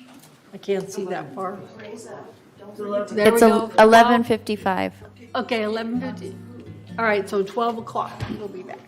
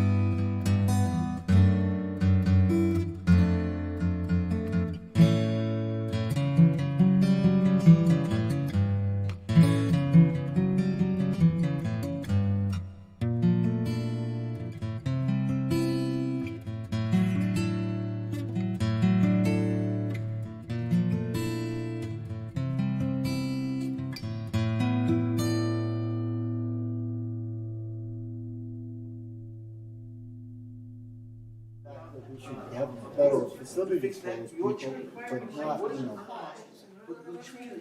Yeah. Is everybody here? Our lunch is waiting for us. And it's a good one. Yeah, oh, good. Are we missing anybody? We've got everybody here, and Ray said he had to leave? Okay. So we're gonna go forward with the committee reports. Director Hopkins, you're on. Okay, we have the first chart, please. Thank you. This first chart includes all revenues, including those designated for reserves, such as investment income. Do you have your, Oh, sorry. speak into your, I'm sorry. Okay, thank you. I'll start all over again.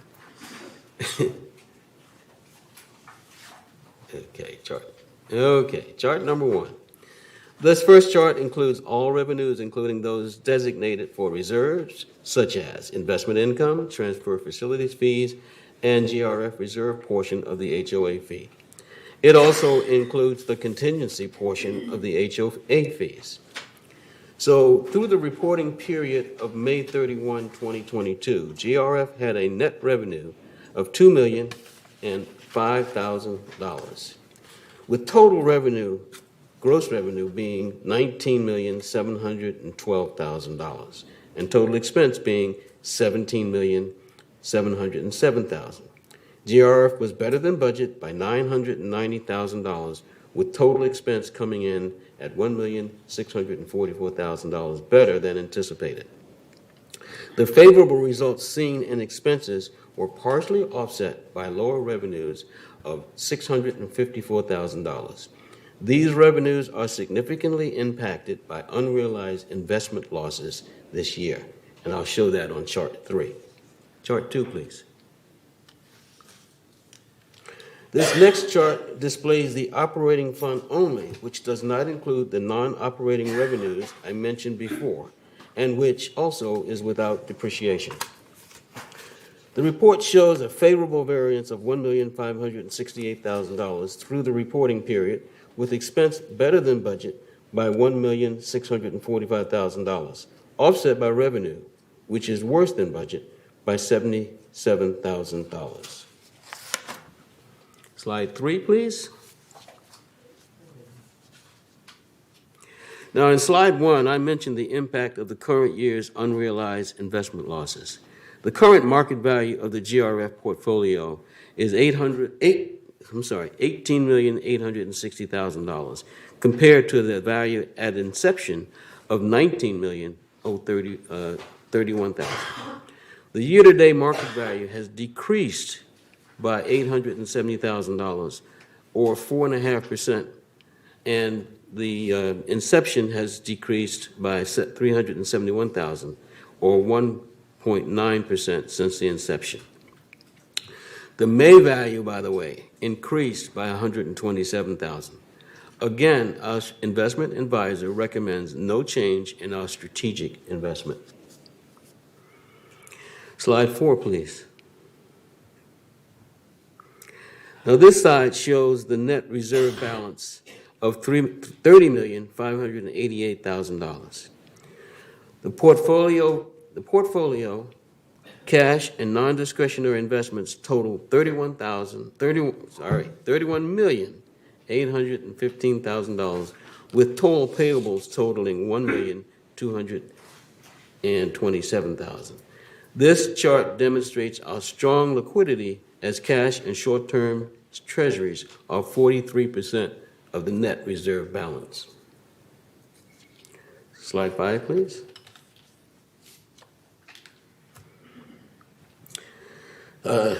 This chart shows the reserve and restricted revenues and expenses. Again, it highlights the current investment portfolio performance impact on our reserves. Together, these funds show an unfavorable variance of $574,000 through the reporting period, with revenue, again, worse than budget by $574,000. And expenses equal to budget. Slide 6. Now back to the operating fund. which has more significant impact on our HOA assessments.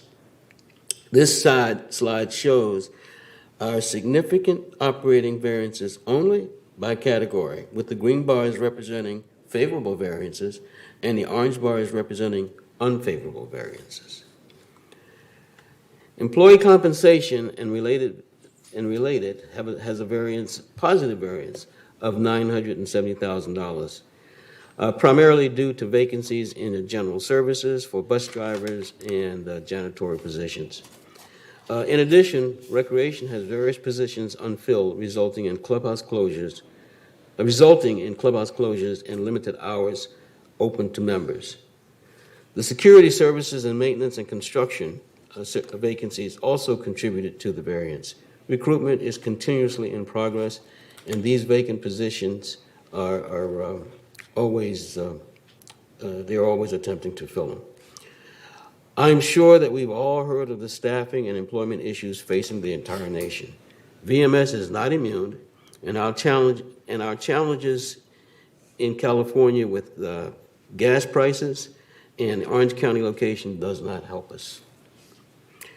Outside services had a variance of $341,000 positive variance due to underutilized evening janitorial services as the clubhouses remain open for only limited hours, and there are less vehicle repairs and car washes utilized as fewer company cars were driven due to staff vacancies. Also, timing impacts our current budget to actual status, with outside services driving that. The annual town center dues were budgeted in full in April, but are paid at the beginning of each quarter, and we had lower lift usage than anticipated. To the extent that landscaping programs will begin in July and August, they were also budgeted evenly through the year. So that's uneven use and straight budgeting. Materials and supplies variance of $175,000 due to less supplies needed for vehicle repairs, as fewer vehicles are being driven as a result of open positions. In addition, less supplies are purchased and used throughout the clubhouses due to a stockpile created during COVID-19 closures. And of course, some of the partial closures that are current and the various tools and equipment in the clubhouse, such as workshop equipment and ceramics, have not been required to be replaced. To the lesser extent, material costs have not been incurred for streets and sidewalks, such as the chain link fence replacements, traffic paint programs, concrete repair programs, and the like. Other operating expenses have a positive variance of $116,000, primarily due to the timing of such events as staff support, filing fees, permits, uniform safety, and training and education. Now look at the two unfavorable items. Broadband services has an unfavorable variance of $130,000 due to lower high-speed internet revenue. And the budget assumed a contract negotiation and higher revenue sharing, which did not occur. This variance is furthered by less ad insertion as a result of the ongoing COVID-19 pandemic, causing advertisers to spend less. The utilities and telephone has an unfavorable variance of $77,000 due to the higher water expense for the golf course. And of course, this is a result of the 77% less rainfall than the 3-year average used as an assumption for the budgeting. Next slide, please. Okay, this slide shows our sources of revenue other than assessments, such as fees and rentals. To date, we've received just over $4,121,000 of non-assessment operating revenue. By category, we can see, as usual, our largest revenue is broadband services. Second is, and it's followed by golf revenue. The two provide 74% of our non-assessment revenue. Merchandise sales, clubhouse rentals, and fees account for another 12%. Other revenue, such as occupancy, additional occupancy fees, equestrian fees, fees for classes, sponsorship, and RV storage are among the others and amount to 14%. Next chart, please. Now, this chart, as usual, shows our business operating expense is compensation. It's followed by cable and programming expenses. Of the $15.5 million, excluding depreciation, these two categories account for 74% of our operating expense. Insurance, professional and legal fees, utilities, fuel and oil, and outside services make up the remaining 26%. If you consider that cable and programming is offset by broadband revenue, compensation accounts for 70%. Let me read that again. If you consider that cable and programming fees are offset by broadband revenue, then compensation accounts for 70% of our net expense. While insurance, utilities, and outside services account for 29%. So if you condense it down, it's pretty simplistic. We've got compensation, and insurance, and and the utilities driving a lot of majority of our expenses. Slide 9, please. The reserve and restricted funds are shown here.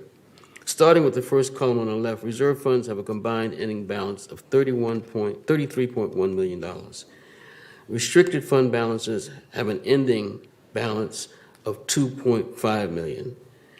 Included in this are total contributions received for the year through assessments, trust facilities fees, and investment earnings. The second column shows that the work in process of $2.5 million. The third column represents an adjusted fund balances of $30.6 million for the reserve and $2.4 million for restricted. Slide 10, please. Okay. This slide shows our resale history from 2020 to 2022. The community-wide sales so far through May 31st are 433. This is 65% above 2020 and 21% above 2021. And of course, most of these transactions generate a trust facilities fee, which is now at $7,500 per contract. Slide 11. This slide gives you an idea where the reserve money is committed, and of the $13 million appropriated by the board for various projects and equipment purchases, the remaining encumbrance is $10.3 million, and that's primarily for renovation projects. The restricted funds had a total appropriations of $50,000 and the remaining encumbrance of $7,000. The balances that are approved but not begun may indicate an unmanageable backlog that are accumulating in our projects, especially when considered the work in process is only $2.5 million, and that's the lowest we've had that I can remember that we've had at this point in the year. Let me repeat that. The balances of the approved but not yet begun projects may indicate that we may have an unmanageable backlog accumulating in our projects, especially when you consider our work in process is at $2.5 million, and that's the lowest it's been in recent years. Number 12.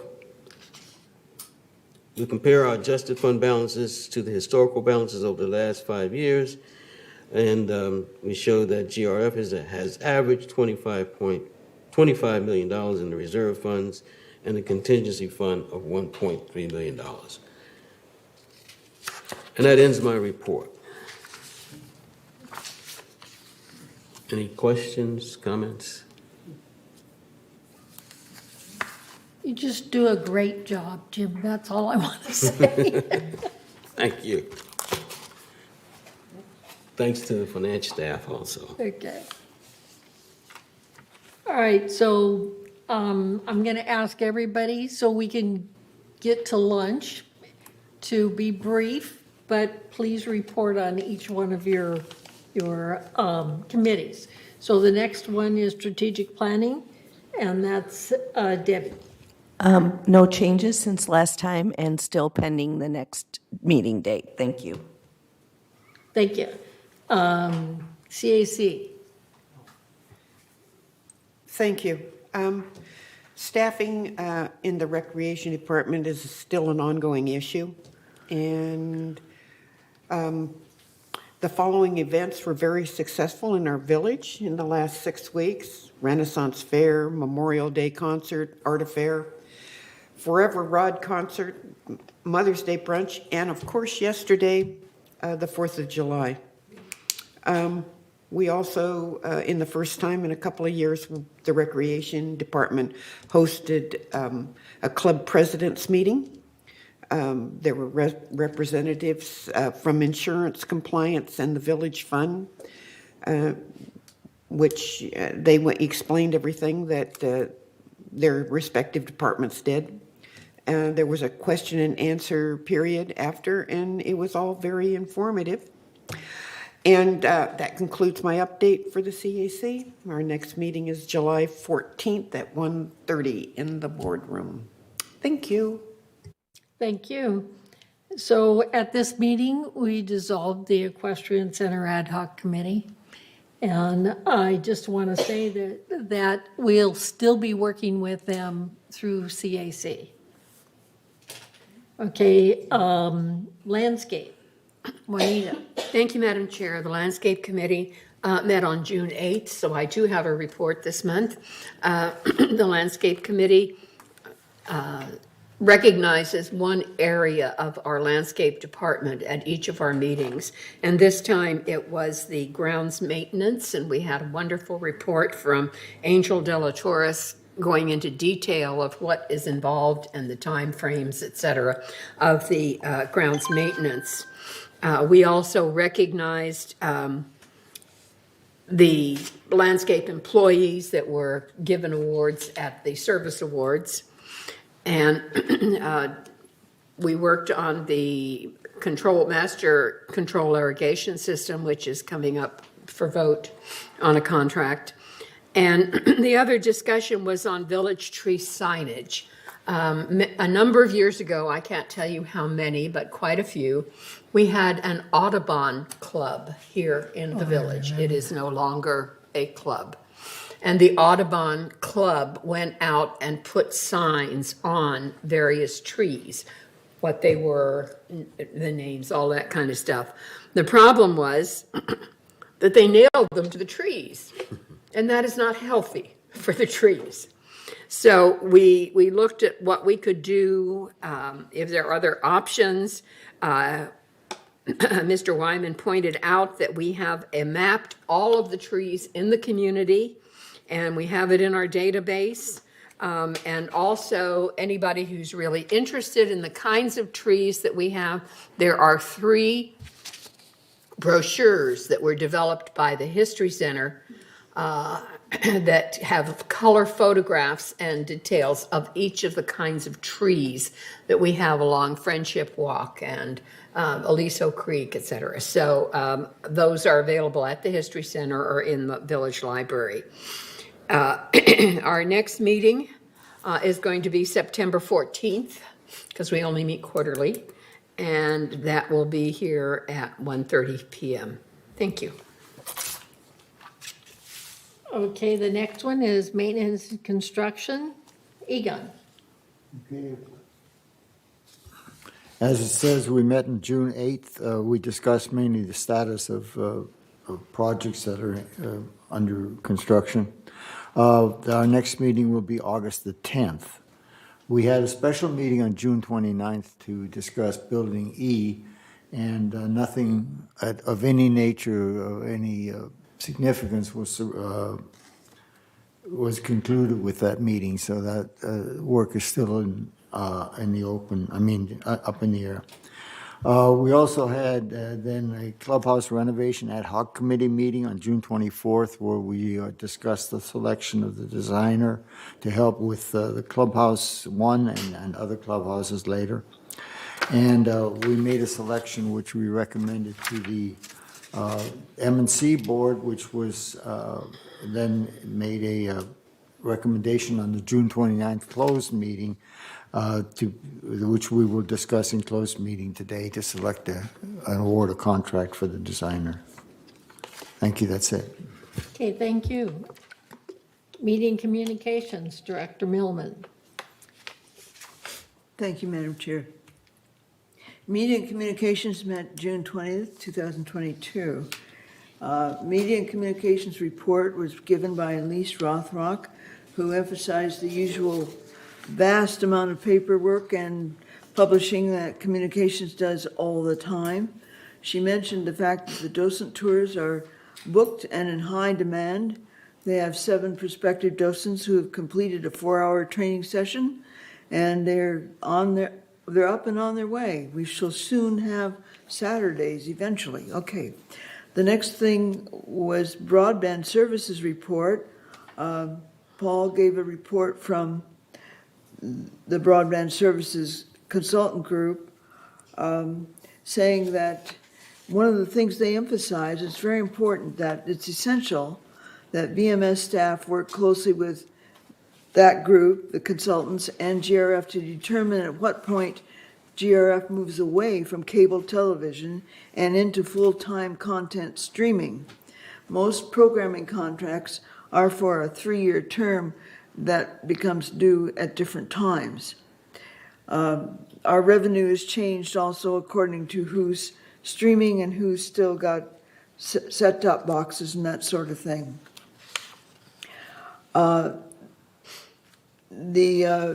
Just as a brief note, Debbie's Talk Tech and very important broadcast is on YouTube, and you can always find it there. So please be sure and watch. There's much good information for all of us. And finally, that's the end of that part of the report. The next is the website committee. The ad hoc committee is having its first scheduled meeting on July 6th. Then there'll be a follow-up meeting on August 10th. And we will be discussing objectives to gain insight from various departments and divisions regarding what they perceive as their individual landing site needs based upon resident queries and the challenges they express to those staff members. So the future objectives of the website committee are finalizing the RFP after review and identification of the top vendor candidates, reviewing feedback, creating the skeletal framework or outline based on that feedback, and identifying participants for the testing phase, which will be an important part of the project. It's going to be a rather extensive project, as you can imagine. And that, in a nutshell, is our meeting. Our next meeting is scheduled for July 18th here in the boardroom at 1:30. That's the end of my report. Okay, Dawn, will you report on mobile vehicles and then go into security and community access? Our last meeting was June 1st, and I reported on that at our last meeting. Our next meeting is August 3rd at 10:30. I'm sorry, at 1:30. On security and community access, we had 2 items I'd like to share. We had 8 golf carts that were stolen. And the Orange County Sheriff's Department has been involved in that. 4 golf carts have been recovered. We're still looking for 4 others. Then the number of illegal entries is going down since last month, and we believe it's because of the installation of these shepherd crooks. And our next meeting is August 22nd at 1:30. Thank you. Thank you. And then Elsie will report on the traffic hearings. Thank you, Madam Chair. The regular meeting, the traffic hearing was held on June 15th. There were 3 contestants. 2 were parking violations and 1 was a stop sign. And one of the parking violations and the stop sign were found guilty. And the third person, which was another parking, was found not guilty. Our next meeting will be, it's a closed meeting incidentally, but it'll be at July 20th at 9 o'clock in the morning. Thank you. Thank you. And then we have disaster preparedness. Juanita. Thank you, Madam Chair. I really don't have a report because our May meeting, our last meeting was in March, our May meeting was canceled due to preemption because of budget meetings. So our next meeting will be July 26th at 9:30 here in the boardroom. Thank you. ITAC. Okay. There we go. All right, as you know, our committee meets once a week. We've decided to meet on once a week, but only on an as-needed basis, and we'll know that every Wednesday. However, we're making tremendous progress. The finance staff has gone through workshops so that Aventico can understand what they do, what they need. We're in the analysis phase at this moment. And each committee member has now access to both the workshops and the workshop reports, video of the workshops and workshop reports. So we're an very active community or committee, and we're moving forward. We meet once a week on Friday at 1:30. The Finance Committee, next committee meeting of the Finance Committee is August 17th. And at that time, we normally have the investment advisor come in and talk to us about our investments. Okay, thank you. So we have the insurance, the committee met on May 9th for a presentation on captives by Marsh. And our next meeting will have a presentation from Gallagher, which has not been set. Basically, at Gallagher's request that they would present after third renewal. The purchasing task force, we've been on hold, but there's a reason for it. The purchasing policy is impacted by the ERP system and will be incorporated into the system. So we've already gone through the workshops, for procurement, and then we'll be going into the test phase. And as soon as this process is clearly defined, the purchasing task force will meet and update the policy. Okay, so any future agenda items? Harassment. No, we have discuss harassment policy, that still stays the same there. And do any of the directors want to make any comments? Okay, Juanita. Madam Chair, for those who are still with us, who might be watching this, we emphasize over and over that the work of this board is done in committees. And I just think it's wrong to say our lunch is more important than the reports of the committees. I think that's a very important part of this board meeting, so that they can see what the committees are doing and if they are interested, where they meet and that kind of thing. So I love my lunch too, but I think the committee reports are more important. It was never meant that they were to be more important, Juanita, but, I was trying to move the meeting along so that we're not spending a whole lot of time, additional time. So, Debbie. Mine's quick. To Joan's point, all the meetings A lot of television programming is on Village Television, and you can subscribe by going to YouTube. And that way you can watch any of these meetings again or any other meetings that are broadcast. So I just urge our residents to please subscribe on YouTube to Village Television. Thank you. Okay, any other comments? So if there's no other comments, we are recessed to have lunch. And we have an important closed meeting. President Carpenter, what time would you like to schedule closed session? It's currently 12:36. Rather quickly. 1:10. 1 o'clock, that gives us 25 minutes, okay.